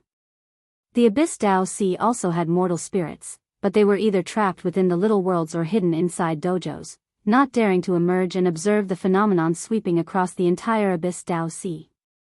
A Daluo approaches, why not show yourself? A hoary voice suddenly echoed through the void. Guan could tell the other was also a heaven-opening Daluo immortal. The foundation of the Abyss Tao Sea was profoundly deep. He made no sound, continuing to enjoy the pleasure of his rapidly increasing cultivation level.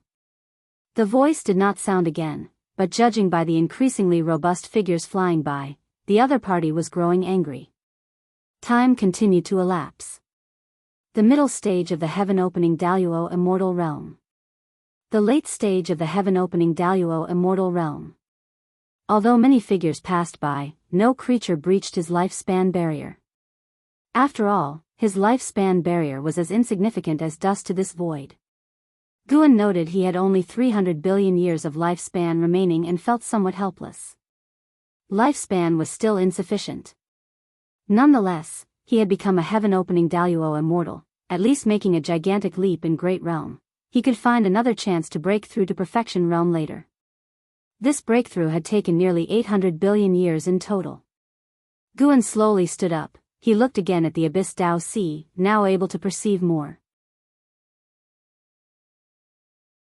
Indeed, the Abyss Dao Sea was limitless and full of natural wonders. But the once mighty Abyss Emperor City now seemed to have lost its powerful aura in his eyes. If you find any errors, ads pop up, ads redirect, broken links, non-standard content, etc., please let us know your report so we can fix it as soon as possible.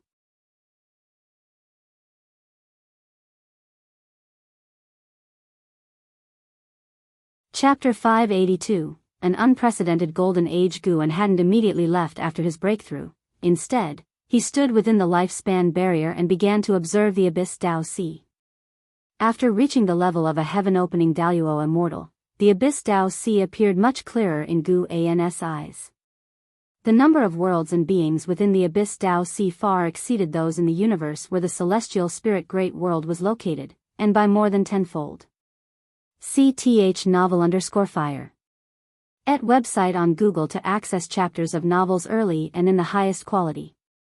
Stronger Dao rules, more opportunities for creation. This was enough to nurture even more terrifying entities. As a mere heaven-opening Daluo immortal, Guan had already located 3 others, one residing in the Abyss Emperor City, and the others hidden in the shadows. In places with independent consciousness, conflicts easily arose, and these 3 heaven-opening Daluo immortals were clearly not united. Their destinies hindered each other, dividing the central region of the Abyss Dao Sea into 3 parts. Besides observing the forces within the Abyss Dao Sea, Guan was also curious about the creations in this place. There were many peculiar races living there, some invisible to the naked eye, existing within the Dao itself, and others were beings formed by thousands of meteors converging together, constantly changing shapes. Bizarre and marvelous, a plethora of new and strange phenomena assaulted Guan's hard eye. Seeing new things also allowed Guan to deepen his understanding of the Dao. As a heaven-opening Daluo immortal, the essence of his mana was completely different from that of a golden immortal, contrasted as starkly as cloud and mud. Although there was more creation and profound mystery from being a Taichin golden immortal to a heaven-opening Daluo immortal, what Guan felt most was sheer power. Pure power. Physical body, soul, senses, mana, etc., no aspect was lacking, powerful in every way. A Taichin golden immortal couldn't possibly annihilate a heaven-opening Daluo immortal. Yes, it was simply impossible. The disparity in life essence was too enormous. After this breakthrough, Guan felt he could relax for a while, and enjoy the power of being a heaven-opening Daluo immortal. Of course, this so-called relaxation was still predicated on having finished gathering medicinal herbs. Even having reached the state of a heaven-opening Daluo immortal, Guan did not want to stop his path to becoming stronger. Heaven-opening Daluo immortal was still not enough. Guan stood within the lifespan barrier, gazing for a long time, before finally choosing to teleport back. Above, many powerful figures flashed by, none noticing Guan's departure. Upon returning to the Daoist field of the beginningless, it was still before dawn, and Guan roamed within the forest, using his heaven-opening Daluo immortal senses to feel the universe. After the breakthrough, he had only 200 billion years left on his lifespan, which might seem almost eternal to mortals, but it felt perilous to him. He would need at least 2 trillion years of lifespan before he dared to challenge a higher realm. He even felt that 2 trillion years might not be enough. As long as the Abyss Dao Sea and the Celestial Court did not come seeking him, Guan had plenty of time to endure, and he hoped not to encounter any situation that required his intervention over the next 10 million years. When the sun rose, Guan began to inspect his various medicine gardens. His disciples all felt he had changed somehow, though they couldn't pinpoint exactly what was different. In the end, the disciples could only assume that after Guan had helped his descendants break free of fate, he had shed some pressures, hence the perceived changes. It wasn't until midday that Guan left the dojo. He stepped in front of Jiang Qiong, giving her a fright. After a mild complaint, Jiang Qiong joyfully hosted Guan, pulling him into her own medicine garden. This garden was planted with spirit trees similar to peach trees, filled with pink blossoms and exceptionally beautiful.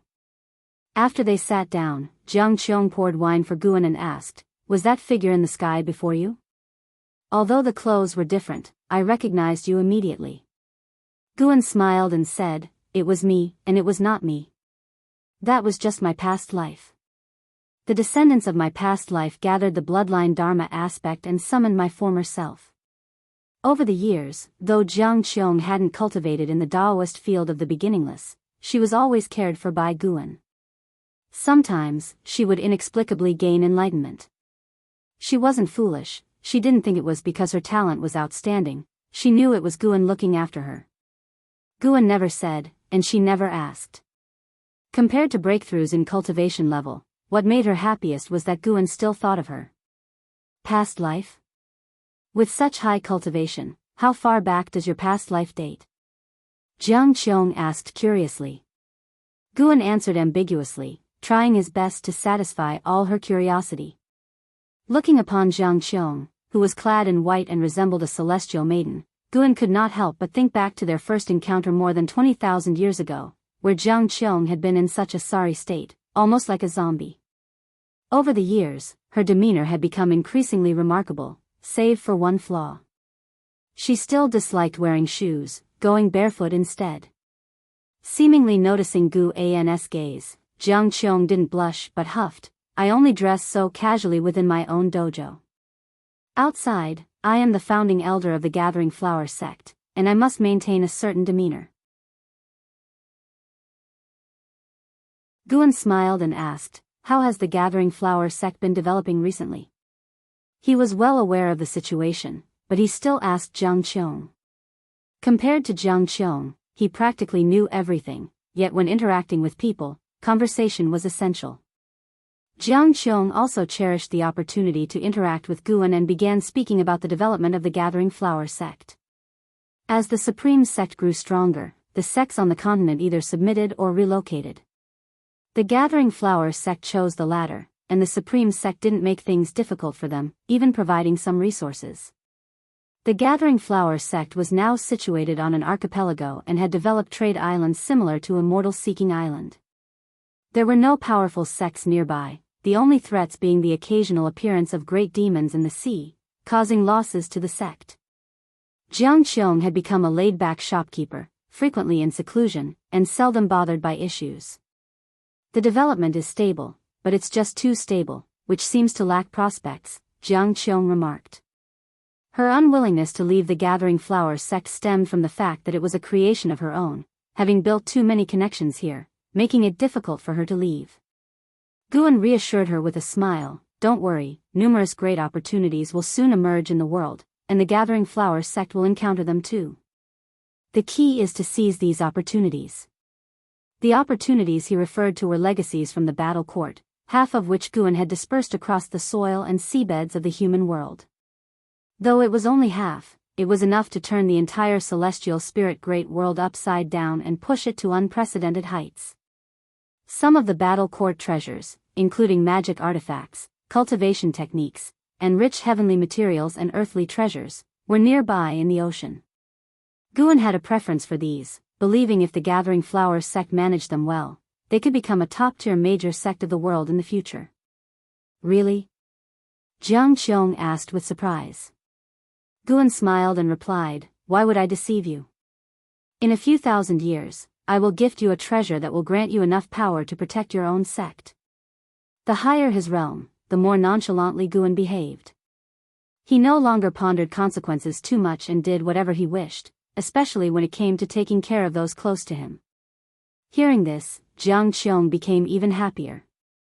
She stood up, moved closer to Guan, and reached for his chest with a giggle. "What day is today that you're treating me so kindly, or could it be that you've finally been moved by mortal feelings and missed me?"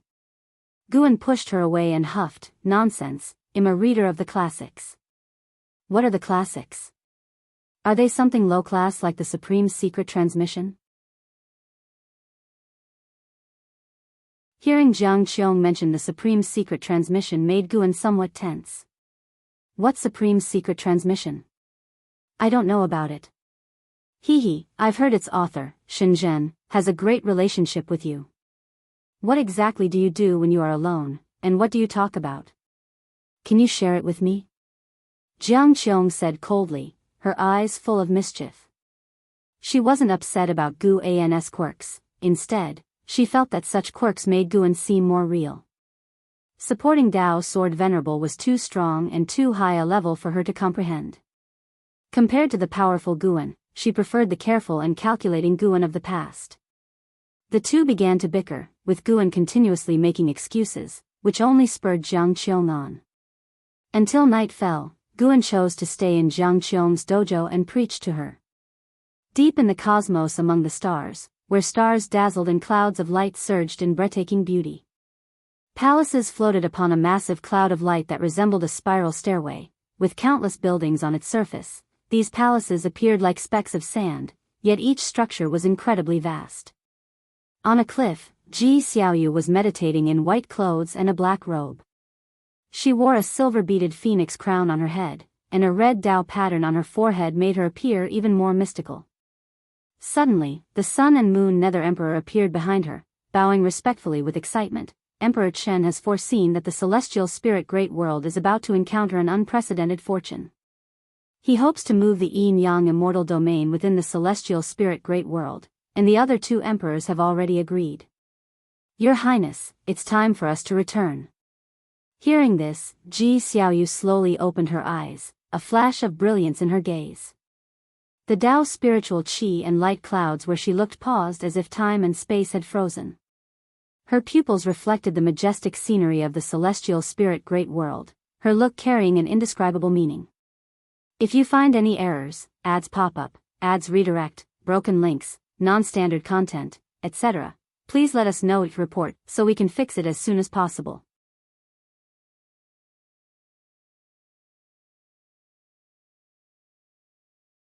Chapter 583, A New Reincarnation. Seeing Ji Xiaoyu not answering, simply gazing ahead lost in thought, the Sun and Moon Nether Emperor could roughly guess what she was thinking. He said softly, the one who previously eradicated the external forces should be him. Since he is still around, perhaps we can better integrate into the celestial spirit Great World. Why be so stubborn? He knew about the pride inherent in the reincarnation Dao Emperor. He used to support her. But now, Guan was simply too strong. So strong that the Sun and Moon Nether Emperor felt it was a pity not to cling to his coattails. No matter how one looked at it, encountering Guan was the greatest opportunity for both the reincarnation Dao Emperor and the entire yin-yang immortal domain. CTH Ovalfire. Net website on Google to access chapters of novels early and in the highest quality. Ji Xiaoyu still did not respond, and seeing this, the Sun and Moon Nether Emperor could only sigh and turn to leave. He had just turned around when Ji Xiaoyu's voice drifted over, "Tell them, I agree too." Hearing this, the Sun and Moon Nether Emperor turned his head back in surprise, bowed to Ji Xiaoyu once more, and then immediately vanished on the spot. Ji Xiaoyu looked into the distance, murmuring softly to herself, "When will I ever catch up to you?" No one answered her, but she didn't need an answer. Her thoughts scattered, drifting back many years. Back then, Guan was still young, but his eyes were different from those of the other children in the residence. Time flowed gently. 1,000 years passed in the blink of an eye. Battle Court treasures officially began a golden era in the human world, with the first Battle Court supreme treasure unearthed, sparking a struggle among many powerful beings. Fortunately, more treasures appeared soon after, making the contention less brutal. Every sect in the human world started pursuing these treasures. The number of Battle Court relics exceeded the number of human world cultivators. After all, the Great Thousand World had just been reshaped, and the human race was not yet widespread across the entire world. The Qinkuan sect too joined in this trend, with an Xian often bringing news back to the dojo, stirring up excitement amongst the others. Unfortunately, Guan did not allow them to go out. Gu An's attitude serened them down, indicating that the treasures outside did not catch his eye. After reaching the heaven-opening Daluo Immortal, Gu An's Dao intent strengthened, allowing the dojo's disciples to perceive even more. The Blood Prison Great Saint had already broken through to the Wandering Immortal realm first. His talent was not lacking, before nirvana, he was also at the limit of 9,999 years of lifespan. In the dojo, only the celestial demon child could match him in talent. In this millennium, the yin-yang immortal domain descended upon the celestial spirit great world. Guan saw the Tao court negotiate with it, eventually coming to some agreement, and allocated a portion of the edge of the great world for the yin-yang immortal domain to settle. After returning to the celestial spirit great world, Ji Xiaoyu didn't visit the supreme sect, nor did she establish any relationship with the Ji family. Guan could hear Ji Xiaoyu's heart. She often thought of him, but she had a strong competitive spirit in her bones. She wanted to stand on equal footing with Guan. To this end, Guan could only respect her. He couldn't have everything in the world develop according to his wishes, and Ji Xiaoyu's way of thinking made him look forward to it. He had protected many people. It was rare for someone not to rely on him, and it made him curious. Miss Third, keep it up. No matter how hard you try, you will never catch up to me. Guan thought proudly, his gaze drifting to the distant sky, where there was a barrier. Inside the barrier, LV Xian and Qin Xuan were sparring again. Though there were millennium-long combat rituals, these two always sparred privately. Their relationship was excellent. Guan did not interfere. In a previous life, Xiaochuan was just a low-level member of the supreme sect. LV Xian was the first genius of the sect he had looked up to and envied.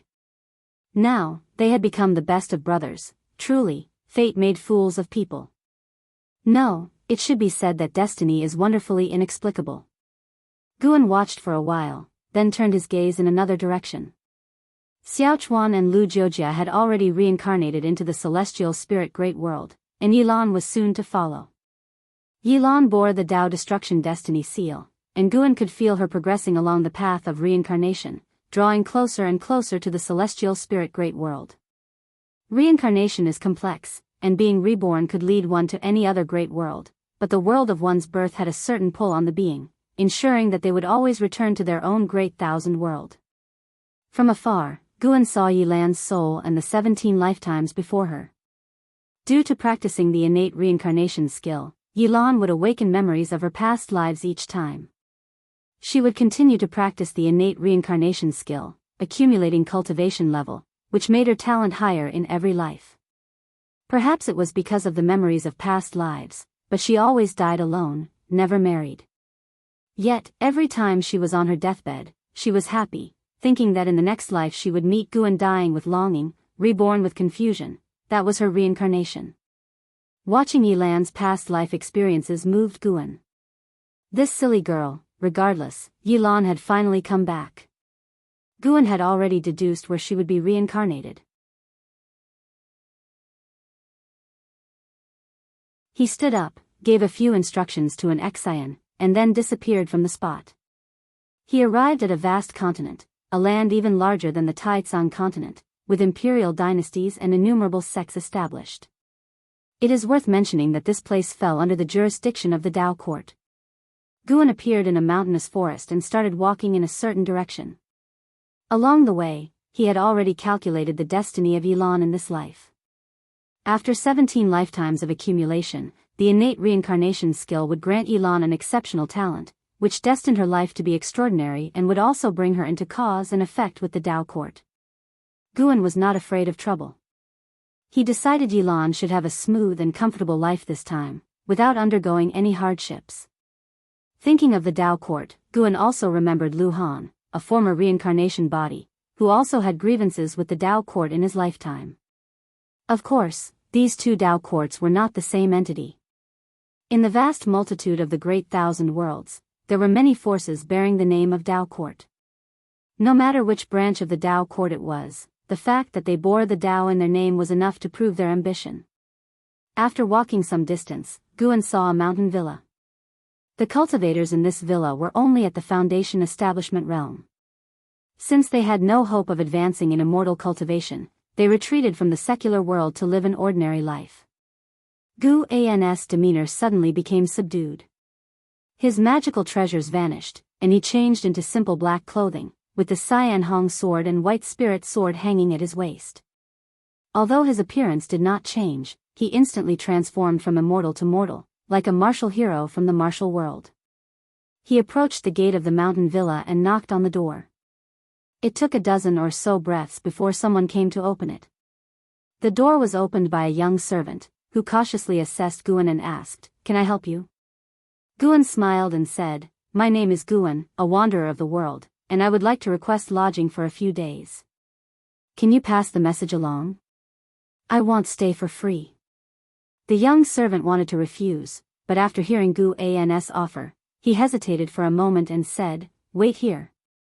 Clang! The door was closed again. The mighty heaven-opening Daluo immortal stood closed out by mortals. Guan found it amusing. He didn't feel insulted at all. After all, this villa would be Yilan's home in the future. After a while, the door opened again, and Guan was welcomed in. Sunlight poured down, shining on the courtyard wall beside it. In the cracks of the wall, green sprouts began to emerge, growing faster and faster. By the time the entire courtyard wall was covered with weeds and vines, 18 years had passed. The door opened, and a girl in yellow clothes stepped out quickly, followed by Guan. The girl in yellow looked 16 or 17, with delicate features and a lively figure. Her long hair was tied into 2 braids draped over her shoulders. After stepping down from the steps, she turned around to look at Guan and Brother Gu. "Where shall we go play today?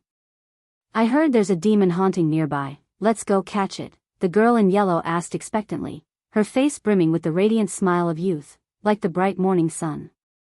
Guan looked at her and cast lifespan detection. Shaolan, Qi Cultivation Realm 3rd Layer 17/160/9999. Her maximum lifespan had finally risen to 9,999 years. Shaolan was born with a lifespan limit of 7,000 years. Over the years, Guan used his own Tao intent to aid her enlightenment in her dreams, up until this day. Everything was so coincidental. Today, Shaolan was to encounter a turning point in her life. Guan wore a smile, which made Shaolan blush. She glared at Guan and asked, "Brother Gu, why aren't you speaking? Are you thinking?" She hadn't finished her words when she suddenly sensed something and turned around sharply. Looking down the mountain path, she saw a woman in white clothes coming from the forest. Her cold and beautiful face, along with the long zither on her back, made her seem like a fairy walking through the woods, stunning Shaolan, who had always stayed within 100 miles of the area. The woman in white's gaze fell on Shaolan. Her eyes were calm, but such calm only lasted for 2 breaths. Then, her pupils dilated suddenly, and in almost an instantaneous movement, she appeared in front of Shaolan and grabbed her right wrist. "What are you doing?" Shaolan cried out in shock, trying to shake off the woman's hand, but it was futile. The woman in white stared at her intently, muttering to herself, "Such a constitution is rare in the world." Guan did not intervene, amused by the scene. This woman possessed the cultivation level of a wandering immortal realm. She would be Shaolan's first teacher, leading her onto the path of immortal cultivation. Guan suddenly felt very gratified. Vast seas had turned into mulberry fields, the world had changed, and the human world was indeed a different scenery. Fortunately, the sun, moon, and stars still existed, and she was also right in front of his eyes. If you find any errors, ads pop up, ads redirect, broken links, non-standard content, etc., please let us know, report, so we can fix it as soon as possible.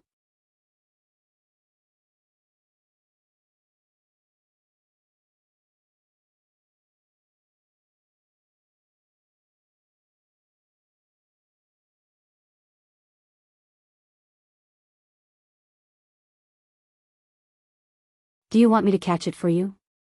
Listening to these incessant questions, not only Sage Su grew weary, but even Guan felt it was a bit much. "I'm at least at the core formation realm level, why are you treating me like some delicate scholar?" Guan said, rather helplessly. Clad in white, with makeup enhancing her fairy-like appearance, Shaolan stood beside him prettily. Hearing his words, she blinked and said softly with a giggle, "Well, I just can't help it." For some reason, she was always thinking about Guan, sometimes to the extent that she wouldn't even listen to her master's words. As long as she looked at Guan, she felt elated and considered herself the luckiest person in the world. While they spoke, she couldn't resist hugging Guan's arm, as though afraid he might leave. Guan was torn between helplessness and being touched by her actions. He hadn't cast any spell on Xiaolan. This was an emotion that transcended reincarnation. Yilan's love for him had become an obsession through the cycles of reincarnation. If you find any errors, ads pop up, ads redirect, broken links, non-standard content, etc., please let us know, report, so we can fix it as soon as possible.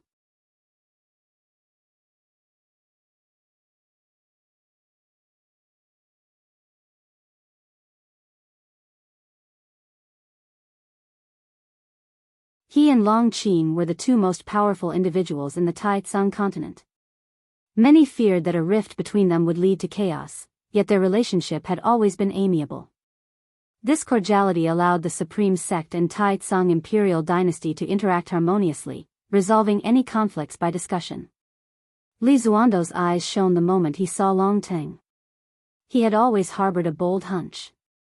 The enigmatic outer heaven power had previously sought Long Qin, and the emergence of the dragon battle dharma aspect had strengthened his conviction. He thought Long Ting bore a resemblance to Guan the first time he saw him. His features had a sharper edge than Guan's, but their facial structures were highly similar. Upon reaching Long Teng, Long Qin spoke, "Tengayer, this is His Majesty of the Taitsang Imperial Dynasty, an old friend of my master. Pay your respects quickly." Hearing this, Long Ting immediately stood up to salute Li Xiandao. Li Xiandao smiled, saying, "Seeing you reminds me of the first time I met Yang Jian." Yang Jian. Long Ting had, of course, heard the name. He was a legend of the Supreme Sect, a senior brother to his father, who had made great contributions to the Taitsang Imperial Dynasty. He was currently the strongest in the dynasty. Before the ancestor made his presence known, he had admired Yang Jian the most. In the Taitsang continent, anyone over the age of 6 knew Yang Jian's tales, which had spread journey to the west far and wide, turning it into an enduring classic. It had been canonized by the dynasty, despite some content being subversive. "Follow me from now on. I will not treat you poorly. It'll enable you to become another Yang Jian, or even surpass him," said Li Xiandao, filled with boundless aspiration. After hearing this, Long Ting did not respond right away but looked towards Long Qin. Long Qin nodded, saying, "I do not wish the Long family to be too closely tied to the Supreme Sect. Following His Majesty to establish some achievements is quite good. Once you get established, the Long family will move out." Long Ting had long been aware of the Long clan's destiny, so he had no doubts. He gave Li Xiandao a fistful salute in acceptance, which pleased Li Xiandao even more. Pulling him to sit down, they reminisced about the old times. Upon hearing Li Xiandao mention his ancestor Guan, Long Ting became interested. Now, what he was most curious about and aspired to know was what kind of person ancestor Guan really was. Li Xiandao started from his first encounter with Guan, and learning that the ancestor had once posed as a menial disciple made Long Ting even more intrigued. When Long Ting found out that historical texts like The Investiture of the Gods and A Journey to the West, and writings by the Supreme Immortal Venerable were all authored by his ancestor, his eyes widened. No wonder these texts were must-reads for disciples and even studied as history. Now he believed it.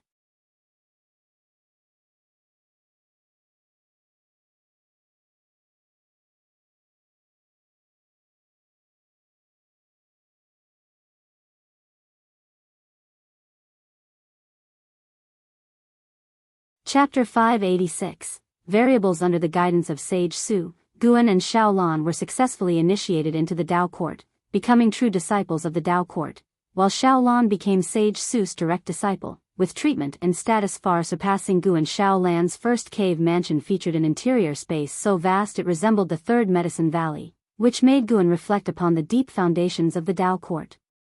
It should be known that although Xiaolan had extraordinary talent, her cultivation level wasn't high, yet the cave mansion she received was still better than those of over 1 million other disciples with superior cultivation. After moving into the cave mansion, Xiaolan could no longer hide her petty concerns, but Guan sternly criticized her, telling her to focus on cultivation, as longevity was the true path. This made her feel ashamed and abandon those trivial thoughts in favor of earnest cultivation. Guan didn't stay for nothing. He began helping Xiaolan plant medicinal herbs and manage the cave mansion, allowing her to concentrate on her cultivation. By the time he had filled the entire cave mansion with medicinal herbs and organized everything neatly, Sage Su was very pleased with his performance when she came to visit. Sage Su suddenly thought that there were still many redeeming qualities about Guan, and perhaps he was having a positive influence on Xiaolan, who was now able to dedicate herself entirely to cultivation. "You're doing well, keep helping her, and she will be your greatest opportunity on the path of immortal cultivation," Sage Su said before she left, and Guan suddenly felt as if he were back in his old line of work. He shook his head and chuckled, not minding it, for helping Xiaolan was something he did willingly, and it also allowed him to conveniently snatch lifespan. Xiaolan, who practiced the innate reincarnation skill, could easily awaken memories of her previous life if subjected to a shock. And in this life, she had experienced smooth sailing without any signs of regaining those memories. Guan wasn't in a hurry for her to recover her memories because the longer she lived in this life, the deeper her understanding of the Great Tao would become. Of course, Guan wouldn't always stay in the cave mansion with her. Occasionally, he would switch with his clone while his true self was busy with other matters. Cultivation was a lengthy affair. The higher the realm, the more time was needed for secluded meditation. In the blink of an eye, another millennium passed, and Guan's yearly income of lifespan had increased to 40 million years within this year. Over 1,000 years, Xiaolan had reached the Nirvana realm and was making rapid strides toward the loose immortal realm.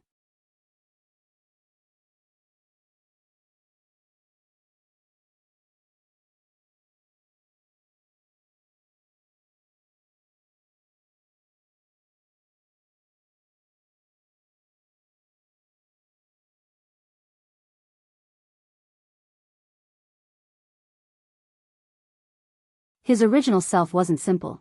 Guan could sense that their cultivation levels were almost equal, and he possessed the celestial Tao destiny. This meant, this person was likely a celestial god from the celestial court. Had Guan not broken through to become a heaven-opening Daluo immortal, he might not have been able to see through the cause and effect of Su Yu's original self. The encounter between Su Yu and Zhang Buku was no coincidence, since Zhang Buku was an inheritor of Buddha immortal, who also had ties with the celestial court. Fortunately, judging from Zhang Buku's fate, Su Yu had no intention of harming him, but rather to support him. Although curious, Guan had no intent to probe further. Su Yu was unaware of his existence. Why should he provoke needless trouble? Even for the topmost great powers of the Great Thousand World, the celestial court remained an enigma, ethereal and elusive. Yet in the 3,000 great worlds, many celestial gods roamed. Some knew their identities but chose to feign ignorance. The karma of celestial gods was immense. Even with only the celestial spirit god guarding the celestial spirit great world, many forces dare not forcibly enter. It seemed there existed a certain place where, with the right authorities' permission, and Opharth guardians of the Great Thousand World. Guan watched for a while longer before turning his attention away.